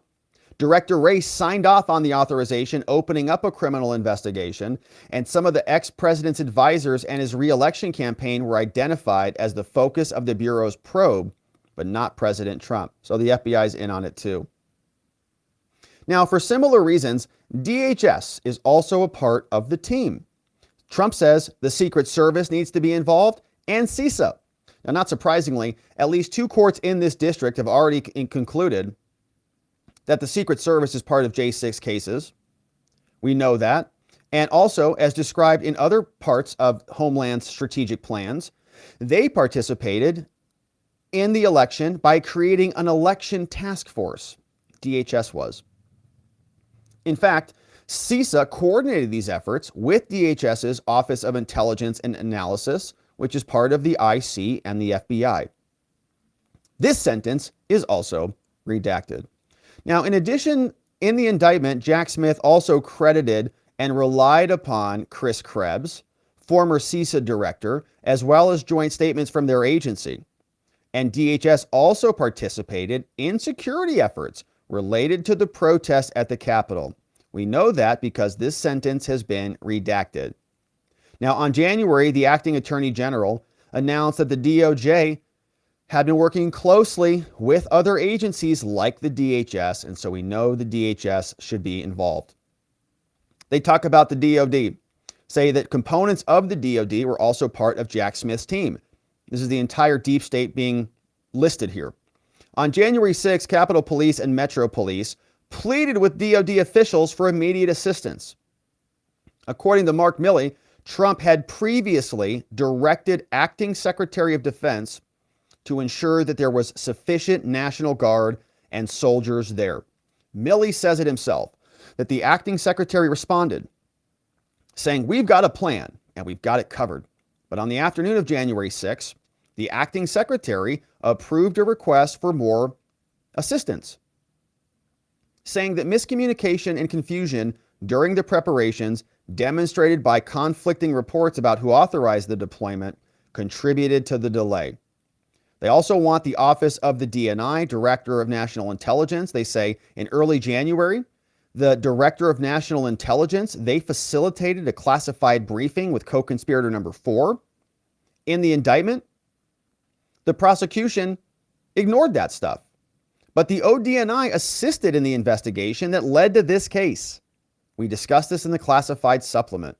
We know the CIA is also a part of Jack Smith's team. It's telling us, well, they're not going to tell us anything about that one. That is the shortest section in here. For the reasons stated in the classified supplement, the CIA's assistance merits inclusion on the prosecution team. Don't you want to read that one? Ugh. Really want to read that one. What did the CIA do? They say the J6 committee is also closely aligned. During the fall and winter, Timothy Heapy, the lead investigator, was working with the DC team, For example, in November 2021, prosecutors from that office charged Steve Bannon with criminal contempt. In April of 2022, in an apparent effort to conceal the extent of the coordination between the DOJ and the J6 committee, leadership from the DOJ's criminal division and the U.S. Attorney's Office in D.C. sent a letter to Heafy with a broad request for interview transcripts. Based on self-serving leaks from the DOJ that there were subsequently contradicted by the New York Times, they say generally investigators were working on information but had not been information sharing. They have not been sharing information. So they're like, yes, we have. And they said, we better fix that. So he sends a letter. Can you send us like one of everything?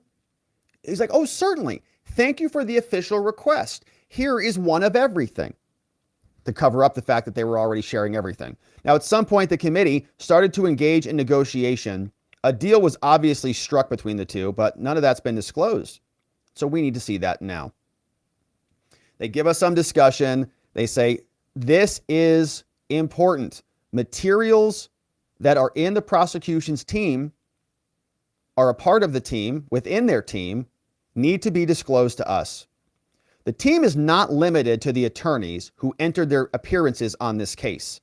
The office says that they comply with the Justice Manual, but it seems like they're not doing that now. President Trump cannot predict all the different types of discoverable material in those files, but we know that some material exists. For example, Jack Smith's office should not be permitted to present testimony from, quote, senior leaders of the Justice Department without reviewing their electronic communications for materials. Yeah, if their witnesses are senior leaders of the DOJ, well, we need to know what they were saying in their emails so that we can cross-examine them and get to the bottom of who they are as witnesses. The office has accessed hard copy files, in storage at the office of the AG, and because of this material and because it exists, we are entitled to see it. There are also inconsistent statements from Jack Smith's prosecutors in this case and in other cases, and we need to get to the bottom of those discrepancies. And finally, because Jack Smith's incorrect theory of Trump's responsibility for the J6 events is materially different from positions in other cases, they say that they can't rely on case file reviews. We need to go deeper. And that Jack Smith has an obligation to give us these materials. Saying the prosecutor has an affirmative duty to give us these things, and that our discovery extends to the January 6 records as well.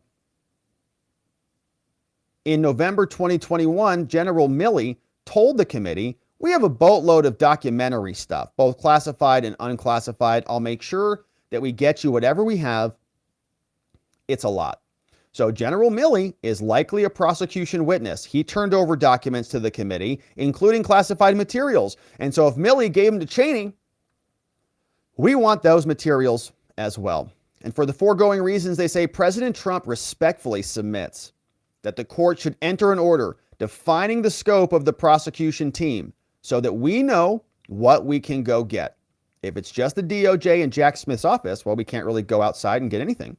In the alternative, they say the court should hold a classified hearing to address this case. Signed by John Lauro and Todd Blanche, filed in Judge Chutkan's courtroom in the January 6 case out of Washington, D.C. So it would be nice to know who the other players are so that you can go and ask for evidence that they might have.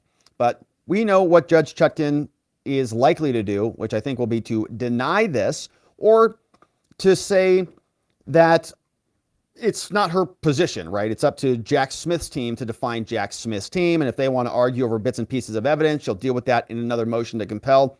We'll see what she does. But of course, Jack Smith will be responding to this, and then Trump will issue a reply, and we'll be here continuing to cover. Now, there is a lot of conversation about this case and other cases. MSNBC's #1 show, Inside Jen Psaki, brought on this guy to talk about the threats of Trump in a second term. And this is what it sounded like. As I just outlined there, I mean, there is a lot to talk about in terms of the threat of a second term. Obviously, there's the threat to democracy, abortion rights, Obamacare. What have you found is the most effective with voters, and what should people expect to be seeing more from the campaign? Well, first of all, thank you for having me tonight, Jen. It's a pleasure to be here with you. I mean, all of it, really. I mean, a second Donald Trump term would be disastrous for Americans, particularly Americans of color, all over across the board. You know, we're going to focus on making sure that we call out these things that he's saying that he would kill. For instance, Obamacare today is just the latest thing on the chopping block. And it's not really a surprise. There are not many pieces of legislation that actually literally save lives. And the ACA and Obamacare is one of them. And it's no surprise that, you know, Donald Trump, the so-called architect of the birther movement, is going after the marquee piece of legislation from the first African-American president. I mean, who does that? This is something that would literally rip away health care from 40 million Americans. Drive up the uninsured rate. Do you think that's about Obama more than health care? I think it's a petty grievance from somebody who is unfit and woefully unqualified to be president of the United States. And it's in stark contrast to what Joe Biden is doing to lower health care costs, cap the cost of prescription drugs, life-saving drugs, and make health care more affordable. And so all this is somebody that's doubling down and being completely petty and not focused on the real issues that are impacting Americans. And that's how they feel, right? So it's everywhere. It's abortion. It's all the issues. And so Trump needs to be taken out. Otherwise, it's a serious threat. And we'll be here continuing to cover this case and more, my friends. We'll see what else Jack Smith says in response to this in Chutkan's courtroom. Thank you for subscribing. Thank you for inviting someone that you know to come out and check our live streams here. We go live daily during the week at 5 p.m. Eastern time. We'd love to have you here. We'd love to have them here. And we'll look forward to seeing you on the next one. All right, my friends. And we got one final segment left on the day, and this is, again, about the January 6th case. A lot of drops on this one today. And so let's get to it. Judge Chutkan denies Donald Trump's request for a subpoena. And of course, that's no surprise. This was related to the January 6th records that are allegedly missing. We know that Jack Smith and Judge Chutkan don't want Trump talking about much of this case with gag orders and so on, but they also don't want Trump seeing much of the evidence in this case because of protective orders and classified filings that are being filed ex parte and all sorts of wild things happening in this case. But Trump says, all right, if you're not going to give us the materials, can we go get it ourselves? Can you please grant us permission to send a subpoena to the January 6th committee so that we can get the materials that we need to do our job?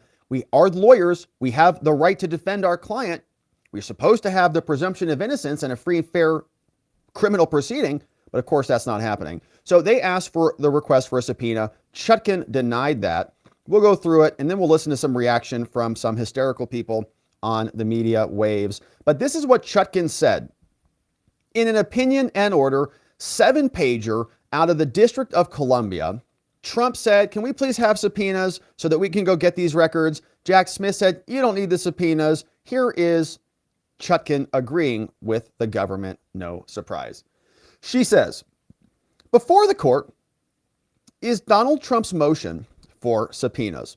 Now, the subpoenas would require the federal government to produce records related to the House Select Committee J6 investigation.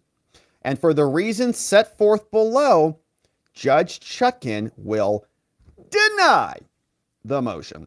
Because, of course, it's Judge Chutkan. Now, just to be clear about this, Jack Smith had years to investigate this, or let's say the prosecutors who were working on this case had years.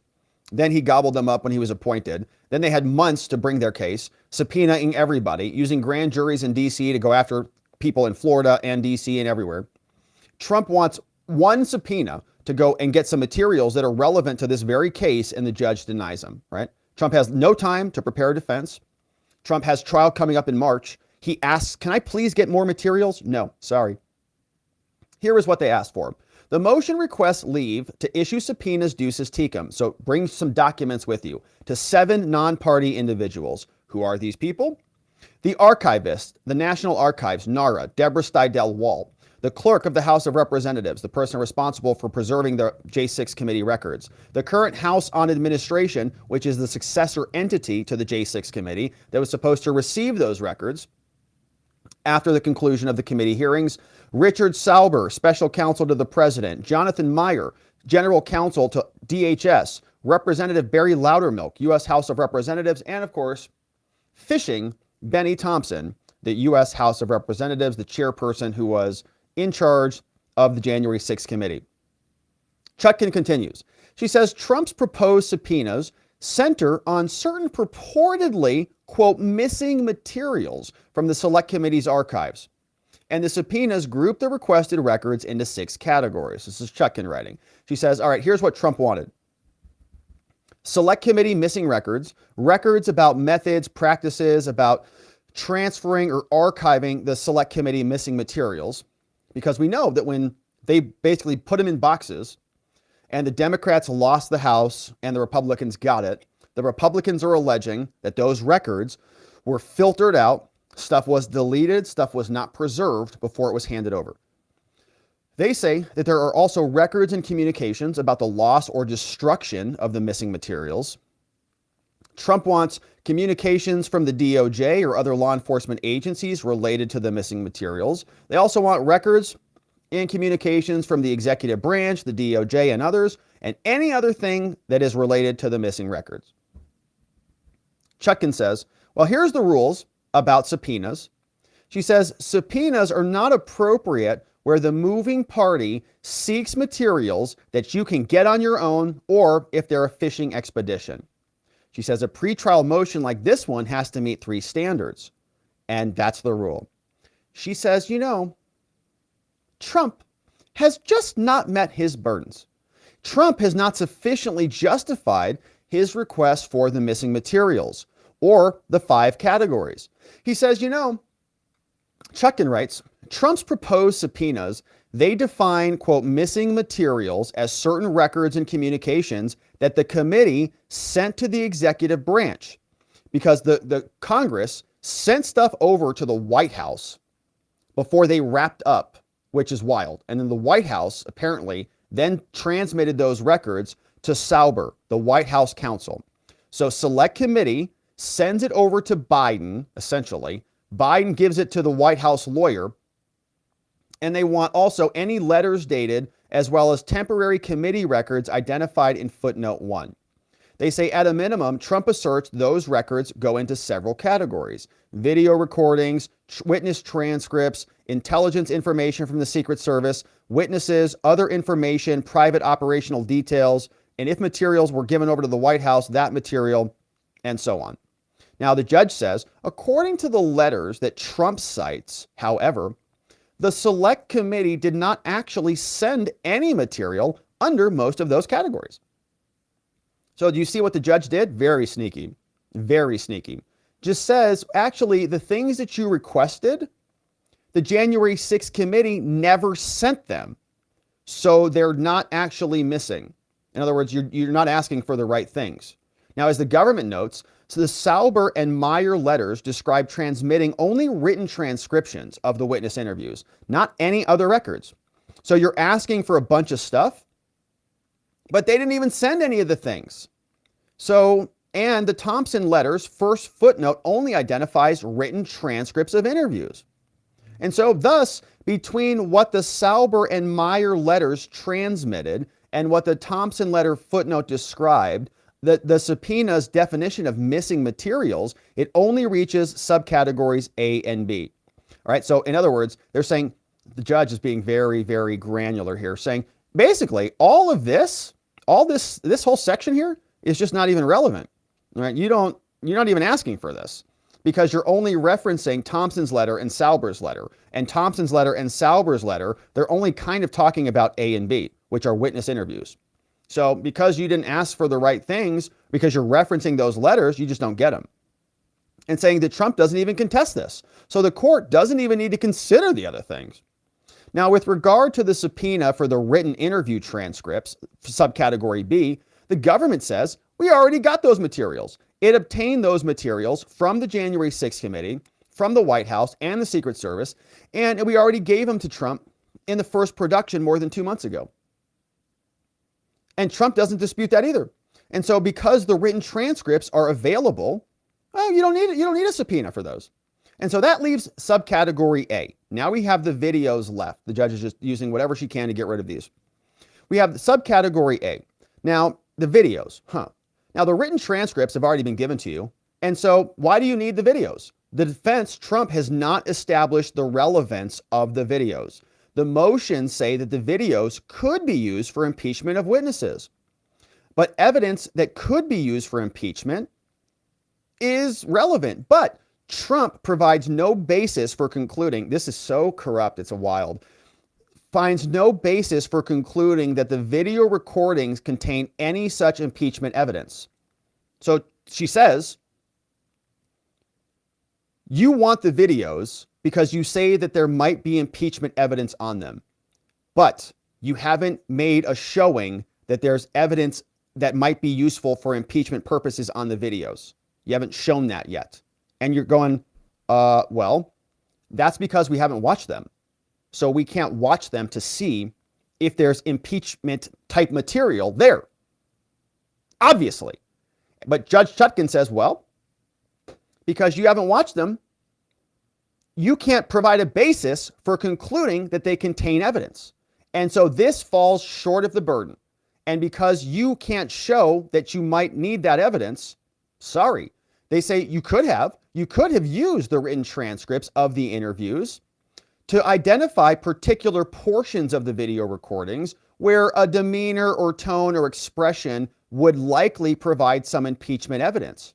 So, for example, you could have gone through the transcript and said, we want this portion of the transcript because it might show this or that.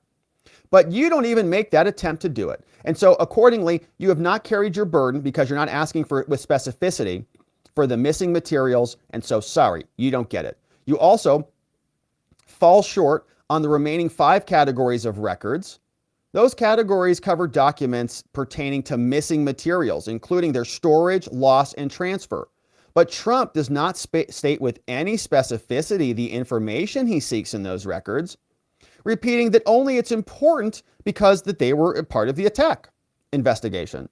But sorry, the broad scope of the records that you seek and the vague description of their potential relevance resemble a general fishing expedition, and so you're not going to get them. Defendant has not justified the issuance of a Rule 17 subpoena for the missing materials, and therefore the court denies Trump's request to get access to the January 6 records, signed by Judge Tanya Chutkan. And these are the same people on the left who say that this is going to be, open and we're going to see what's going on in this trial and Trump is clearly an insurrectionist. They won't even give him and his defense the materials that they used. It's crazy. Won't even grant him a subpoena for it. And it is a January 6 case, but they don't need to get the records and they don't need to get the videos because the videos are not that important. The transcripts are good enough. Sorry, Trump, no evidence for you. And that's in America. So that's what's happening. This case is, getting more and more illegitimate, in my opinion, by the day.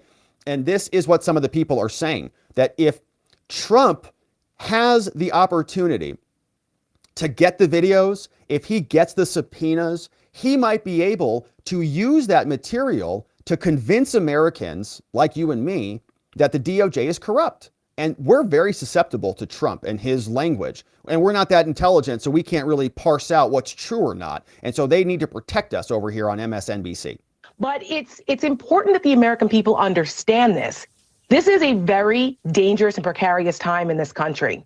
There are millions of Americans that are susceptible to the continued demagoguery of authoritarianism and for dividing this country in ways that will make this country unrecognizable. And people don't want to admit that that's how dangerous and close we are to this level of authoritarianism. We are going to wake up one day and not recognize our democracy if Donald Trump and his minions and people who follow Trumpism are back in power. There should be no circumstance whatsoever that the scourge of Trumpism, this lunatic, He is a lunatic. Are we listening to the rantings of this madman? He tells them every single day. He posts them. We should be covering this. The American people should be hearing this. And frankly, the media should be pointing out that these are the rantings of an authoritarian lunatic that wants to turn this country into something resembling Nazi Germany in the 30s. Wow. That's the bottom line of it. And our MSNBC. judicial system has now been it's the final frontier. It's our last guardrail here to stop him. And the Federalist Society, who has been around. Last guardrail to stop him. You understand? They're going to use the justice system, the law, the prosecutor's office and the special counsel's office and the courtroom in Judge Chutkan's DC to take him out. Listen to them. For decades, this is the dog that caught the car. They are completely off the rails now in what they were trying to do before. It's not just, conservative scholarship. It has turned into authoritarianism and fascism. Yeah. And now it needs to be stopped. Yeah, and this is that other weird dude from the Lincoln Project that I think had all those problems with some legal problem with one of their founders at some point. But okay, so that's that person. This is Mark Elias, who is also somebody who is hitting the panic button a little bit over here. He was or is the founder of Democracy Docket, or highly involved with them, and they were responsible for a lot of the 2020 election litigation in the aftermath of the pandemic. And there's a lot of this happening again this year, and different organizations are putting abortion stuff on the ballots to try to galvanize the vote in various swing states, and there's a lot of lawfare happening, and he's saying much the same thing. I think, honestly, the judiciary has largely failed. I mean, I've talked before about the bar, the lawyers having failed democracy. If Donald Trump were a black 20-year-old who was picked up by the police on some minor petty offense, and he tweeted 1/100th of what Donald Trump tweets, if he said in public one word about a law clerk or about a judicial staff, he'd be thrown in prison. Wrong. And we as Americans are not reconciling ourselves. We are not wrestling with the reality of just what special treatment Donald Trump is getting. I don't know what city he's talking about, but we see a lot of criminality around the country, and there are no consequences for it at all. I mean, if there was a Soros prosecutor, they'd probably give that person a medal and an accolade. Donald Trump is not being treated like any other American citizen or like any other criminal defendant. He is making a mockery of it. And the fact is, it is time for the federal judiciary and the state judiciary to take this head on and stop it. There is no special right of presidential candidates to defame people. There is no right. Well, if he's defaming people, then file a suit against him. Of presidential candidates to intimidate witnesses, to threaten judges. If he's threatening somebody, charge him with a crime, because that's already a crime to do that. To intimidate and spread misinformation about courts and their clerks and their courtroom staff. It's not misinformation. This dude has 4 different dog pictures around his head right now, but he's got a misunderstanding of this, because there is a lot of evidence that Allison Greenfield, the judge's GF in the Engeron case, is completely biased. We got video of her saying it. And it is about time that the bar crack down on these frivolous arguments that lawyers are making, but it's time that the judges also take out the lawyers, like people like maybe me, who are out here having alternative interpretations of this whole scam prosecution. Mark? Stop bending over backwards and start treating Donald Trump like any other criminal defendant. All right, so you can see they're getting a little bit freaked out here. They need the judges, the judicial system to take out their political opponent, man. They need it now. And they're working hard on it. They got Judge Chutkan, who's doing a lot of their bidding and issuing bizarre orders. We've got Engeron, Judge Areola. We've got Big Fannie Willis, Tishy Latish James. Everywhere you turn, these people are organizing and working overtime to stop this. Now using, Nazi imagery and stuff. It's like, are you serious, people? Relax. So we'll be here continuing to cover this, my friends. We've got a lot more to unpack here on all of these trials. I would love it if you hit that subscribe button and joined us, because we're just getting started here. Trials starting next year in all of these cases. And so we'll be here. Thank you for checking out robertgovea.com, our website. If you want to grab any of the PDFs, that's the website to go to. Also, sign up for our newsletter so you get all of these show reports delivered to your inbox. And we'll look forward to seeing you on the next one. All right, my friends. Now, that is it for us. We covered some good ground today. Judge Chutkan denies Trump's request for subpoenas. No surprise there. Trump asking for the definition of Jack Smith's prosecution team. And we also saw Trump's motion to compel went out. And of course, a lot of court filings today, but some good ones. We'll see what Jack Smith says in response to those. Now let's hear from you, my friends, before we go over to watchingthewatchers.locals.com for our members only after party. We'd love it if you joined us as a membo there. We have members only streams in the morning. We already did a live stream today talking about Hunter and some other stuff this morning. And we have Saturday streams and we have an awesome community and we'd love to see you join us. But before we jump over there, let's see who supported us with some amazing donos and super chats out there from our friends on Rumble, on YouTube, on the locals, and elsewhere. Who is here? The Blind Lawyer Explains is over on the Rumble, says, I am claiming my win now.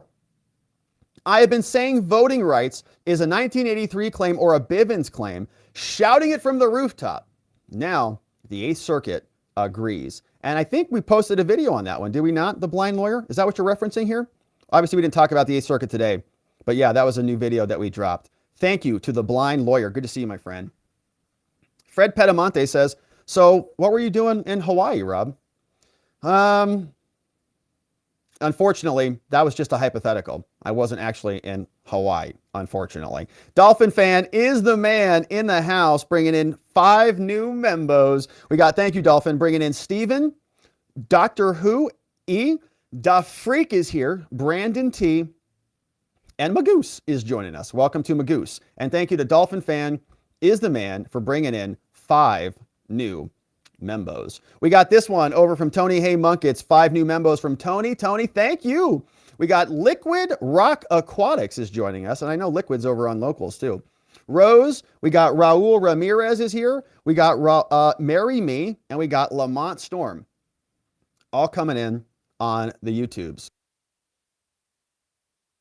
We also have some more coming in from Jay Kim. Jay Kim says, saw you were live on X, but didn't want to subscribe to interact since I can watch and chat here. From Jay Kim. Well, thank you, Jay Kim.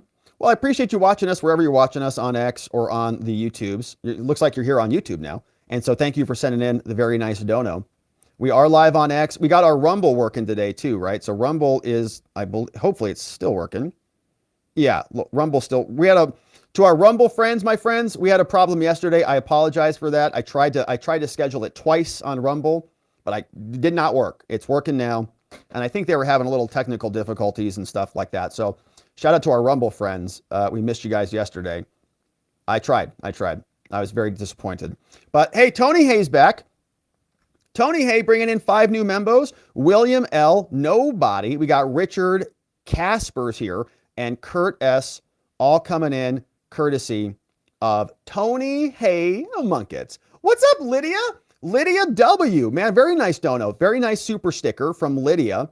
And that one looks like it's a pair who is hopped on a little firecracker roaming through space in the clouds. Looks like a very fun one, Lydia. Thank you for that. Very generous. Thank you for sending that in today. I really do appreciate it.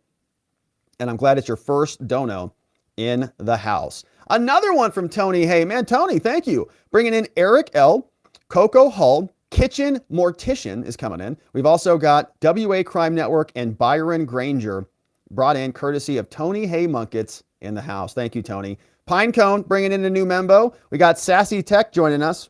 And hey, so for our YouTube membos, if you'd like to join us for the after party, oh my goodness. If you'd like to join us for the after party, this is a good mention because we got a lot of membos coming in. After party membos, scroll over to the community tab on YouTube, scroll down to the post, grab the Telegram link. That's where we'll see you in the after party. We got Knox Bierman is here. Says, happy Tuesday, all. Just got here, and first thing I see is Chris Christie's 12 chins. Yuck. Gross. I know. It's after Thanksgiving, too. It's more than usual. Chris Christie's up to 12. I think I counted 13 today. He'll get back down, okay, after, so he'll probably get back down to like 10 chins, maybe 9 chins, but then Christmas is here, and then New Year's is here. We'll be back up to 13 chins in no time. So it's dynamic. It's a fluctuating chin scale. So thanks, Knox, for being here, and sorry you had to endure that with the rest of us. Holy moly, Robert Rivers. Look at this number, my friends. Robert Rivers bringing in 50 membos. We've got a serious membo train. Robert, thank you for this, man. I know that is a lot. Thank you for doing this. We got some serious new membos coming in. Deepwood, Scam Assassin, Chris C, Timothy W, Michael M is here. We got Rob Allen, Heather F, Third Proverb, Starlet S, Ecoms, Deborah M, BC, Kanani M, Baby Cakes is here. What's up, Baby Cakes? We got Matt Olson is in the house. Let's see who else we got. Matt Olson, Tina C, Brunk Dartender is here. The Brunk Dartender. Mike, Anacism, Sam E, CDX is here. Amanda S, Mary Jo, hello. We got RF joining us. We got Nana, Stephen E, The Blind Lawyer Explains is here. Super Trump 2024 is joining. Sue's Mad, Richard B, Ryan D, Kat J, Ryan H, and Frank B, all coming in along with Justin K, Designed Audio, Lori W, Garrett P, Scott M, Raza the Terrible's here, Randy H, Tammy, Jess A Theory, Click the Only One, Jill Kraft is also here, and look what else, man. We got a lot of serious membos. Renee A, Mary M, Jack D, Jay is here, and Trevor L, all courtesy of Robert Rivers, man. Super amazing, Robert. Thank you for bringing that in. Look at all these people. Robert Rivers, 50 membos. Robert, thank you for doing that. And hey, 50 new membos. Make sure you join us tomorrow for our members only stream. Make sure you stick around for Saturday for our Saturday membos only stream. We are super grateful to have you. We love our membos. We really tried to deliver for our membos. We really tried to do that. And hey, the blind lawyer's here. Says Krispy Kreme, Christie Bridgegate scandal. Supreme Court case helps Trump, and even Ruth Bader Ginsburg supported the decision. People should look it up. From the blind lawyer over on the Rumbles. We got even more membos. Man, Tony Hay. Man, this is crazy. We have a lot of membos today. 20 new membos from Tony Hay, Sherry S, James C, Julia A, Art P, Snoopy's, Grifty's here, Johnny D, T Oliver is joining, along with Sam M, Aaron, Tim R, Donna J, Garrett B, Brandon L, Tim D, Jay Bick, Patriots here, Rebecca J, Schnechter D, Calm M is here, and man, we got some serious membos here. Whew! And that is from Tony Hay Munkets. Tony, thank you for bringing that over, my friend. 20 new membos. Tony Hay, you're the man. Very, very grateful. We got Knox is here. Another 10 for Tony Hay. I think Tony Hay is keeping up with Robert Rivers. I think they're up to 50 apiece now. Tony Hay, too funny, man. Bringing in 10 more. Rob Bob. Goofy for Jesus is here. We love Goofy for Jesus. We got Jimmy W, Janine S, Warren M, Beach Girl, Pamela C, Harley Girls here, along with Beach Girl. Well, that's cool. You guys should hang out. Pan-seared Ribeye should also hang out. We could have Goofy for Jesus, Pan-seared Ribeye, Harley Girl, and Beach Girl, along with Goofy for Jesus here with Pan-seared Ribeye. Amazing. All right, thank you, Tony Hay, for that. We got Pinochet's Helicopter Tours. Says, okay, so the January 6th team followed the Crossfire Hurricane playbook. It sounds very similar, and both of them created to take out their political opponent. Good to see you, Pinochet. Thanks for swinging by and for the lovely dono. Tony Hay Munkets is here. Says Trump and only Trump 2024. He will be the first president to win 3 times and only serve 2 terms. God bless America. I love this chat and I love you. Tony, I love you back, my friend. You're the man. Thanks for saying that. I think you're right about that. I mean, I think that's the only way to go moving forward. And it's going to be an epic comeback. It's going to be a lot of fun. Brandon Lesko is here. Been a membo for 6 months. 6 months is 2/3 of the way to the baby. And he says, okay, we passed the 6-month mark. Better order paternity testing. Let's find out who that baby's daddy is, Brandon. I don't know. We'll have to figure it out. And you'll have to let us know. Hopefully it's ours, I guess. We passed the 6-month mark. Brandon, thanks for being a membo for 6 months, man. You know, the first month's the hardest.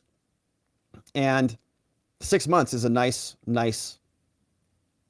time to be together. So thanks for being here, Brandon. Seriously appreciate it. We got, oh my gosh, even more membos. This is a wild day. This might be a record-breaking membo day. I'm not sure. But Scott Z is bringing in 20 new membos, my friends. Out of control. Albert W is here. Caldy's here. Ricky Temple. We got Susan M. David H. Confessions of a Cookie Addict is another good one to bring to the pan-seared ribeye party. Pamela G. P-Dub Designs. Hold My Halo. Omar T. Gopher Big Guy. And Angry Viking Veteran joining the steak party. We got more Sick Cat, Dobra B, Tyler, Don S, Avid Events, B-Train, Salty Old Guys here, along with Will Polera, courtesy of Scott. Scott, thank you so much for bringing in 20 membos. Thanks for you being a membo.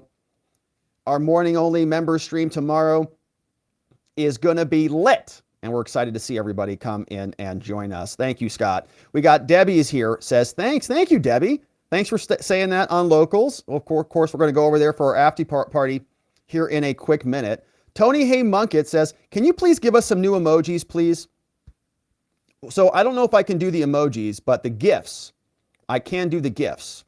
It's been on my to-do list for a little while. Tony, I'll get on it. Hey, Goofy for Jesus is here. Goofy for Jesus is bringing in Van Songs, got gifted a membo thanks to Goofy for Jesus. Came in and is also bringing in new membos. Amazing, Goofy. Thanks for doing that. We got Woodchip Bill says, what has Chutkan ruled in Trump's favor? Well, she granted him personal recognizance relief, which was pathetic. She said, for screaming about what a monster Trump is in her prior sentencing, she then said, well, we'll release you on your own recognizance. Didn't even require him to post a bond for the insurrectionist of America. But other than that, nothing. Right? And she only did that because she knows his case is garbage. We got this one from Jay Water, Road Less Wolf. Says, would Trump be able to submit, quote, sworn affidavits from around the country as evidence in his trials? I don't think so. Probably not. I mean, they would say, what's it to prove, essentially? They're saying that Trump essentially, violated his standard of care is really what it is. As a president, Trump should have done something. He didn't do it. And so unless these are like sworn affidavits from like other presidents, like saying that what Trump did was legitimate, I don't think that a statement from a civilian would have much weight. But it's an interesting question and an interesting thought because he would have millions of those, no doubt. Knox says, shaking my head. I cannot believe this. Describe the part of the video by referencing the transcript. What? Yeah, Knox is an attorney in Texas. Agrees that Chutkan is just twisting herself into a pretzel to not grant the subpoena. Can you just give us the video so that we can see it? Like the transcript is the best evidence of the video? No, the video is the best evidence. So can we have a subpoena to go get it? No, you don't need it, is what she says. Should have been more specific. Right. This one from Tony Hay. Bringing in more membos, Tony. Tia Tay is coming in. This person says, you don't even own a suit, is a new membo. Alexis B, Jim G, and Mike Davis all gifted membos, courtesy of Tony Hay Munkets. And Tony, thanks for bringing in the new membos, man. A lot of them. Spuds is here. Spud says, Mark Elias wouldn't say that if Donald Trump was still a Democrat. Yeah, or probably if Biden was still up in the polls. They're all getting a little bit nervous over there. Knox says, Donald Trump is a former president, not a member of MS-13. Yeah, of course not. Yeah, and there's a lot of differences. Well, I think Mark Elias is just wrong in general.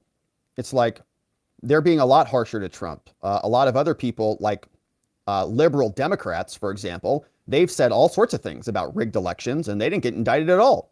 Like a lot of Democrats have said stuff about the elections, no indictments. Trump is being singled out, no doubt. Rebby Lee is here. New membos, Gary B and Alan H. New membos over from Rebby Lee. Super grateful, Rebby Lee. Thanks for being a membo and inviting new membos. We got this one from Spud says, the 12 Chins of Christie, which will be a nice Christmas song. On the first day of Christmas, Christie gave to me 1 chin of donuts, 2 chins of Krispy Kremes. You know the whole story. I don't know how the song goes. I'm a terrible singer. Mel's here. Welcome, Mel, as a new supporter. We got this one from Tony. Hey, more membos, Tony. Tony, are you okay? Thank you for all the membos, man. Thank you for doing this, man. It's crazy. Cynthia B, Raymond F, Count D Monet, Hal Cole, Florence White, man. It's like a membo extravaganza, Tony. Thank you for doing this, my friend. Very cool. We got this from Odessia. Says, Rob, good news. I was able to buy more coins for the tip jar. Thanks for another great show. Thank you, Odessia. And thanks for saying that over on the locals. We got Tony Hay says, I love how you go through the whole stuff, but you know as well as us, it said that all these trials are, how do you make it through the day? Says Tony Hay. Well, man, we're in it together, Tony. I get energized by the mission that we're on and the conversations that we have and, the fun times that we have going through this madness together. And I truly, I'm kind of an optimist on it. I think that certainly we've got some, tumultuous times ahead of us, that things are going to be a little bit chaotic for the foreseeable future. But I think that we're on the right side of history, man. And these people are exposing themselves. Like, we're watching them on display, exposing who they are. So the more we get to see it, I think the better it is for all of us. And so we're just going through it together, man. And I appreciate you being here. And Tony, really thank you for all the memos today. Super cool. I'm grateful for you, man. Thanks for doing that. Brandon Lesko says Broccoli Rob may have to ditch the shirt and knock out a few sets to get Eastern Seaboard heated back up. Oh, is this shirt not? I need to tighten it back down. I need to start lifting again, huh? I need to puff up a little bit. Looking a little bit deflated today. Yeah, I didn't make it to the gym today. Oh, man, it's true. Brandon Lesko. Yeah, it's true. Got to lift those weights, man. Got to lift those weights. Goofy for Jesus says every night they still have vigils outside the DC gulag. Great way to learn about the J6 cases. Trump's cases will give reasons for appeal. You're right about that, Goofy for Jesus. In fact, we have Freedom Express Media, who's a member of our locals. Freedom Express Media is on YouTube, and they do vigils, and they sing outside of the DC gulag. So Goofy for Jesus, thanks for bringing that up, and thanks for mentioning that. And of course, shout out to our friends at Freedom Express Media on the YouTubes. Give their channel a check if you want to check it out. Scott is here. What's up, Scott? Thank you for another very nice dono. Scott, thank you for being a membo and for sending that in. Pinochet's Helicopter Tours says, when do we consider the possibility that Trump gets eliminated? I really, really don't even like to think about that, because that would just be the worst. But yeah, they're pulling out all the stops. They're breaking glass in case of emergency. So it's a real thing. The Blind Lawyer says, just saying Texas has the most attorneys in the chat, just saying, and Mark was sanctioned by the 5th Circuit and the 8th Circuit, just wrecked his business, LOL, from The Blind Lawyer. Amazing. That's from The Blind Lawyer, my friends. And those are the amazing donos that came in. We're going over to the X platform now. And so that's where we'll be headed. Let's see what's happening there. We're going to wrap it up very quickly on X, and we'll have a very short members only after party. And so we're going to go super fast here. But let's see who is joining us on X. We got 6 viewers. Woo! We got Danny McWilliams. We got V. We got Fred Pedamonte. James Pepper. George is over there. Jay Kim. Let's see who is here. We got Danny says, you said what I've been saying. If Trump loses, they're going to go after all the lawyers. V says we should let all the dads who couldn't pay child support out of prison and put all these people in. Fred says it's like a football game where one team gets a football and 4 downs, the other team gets 1 down and no football.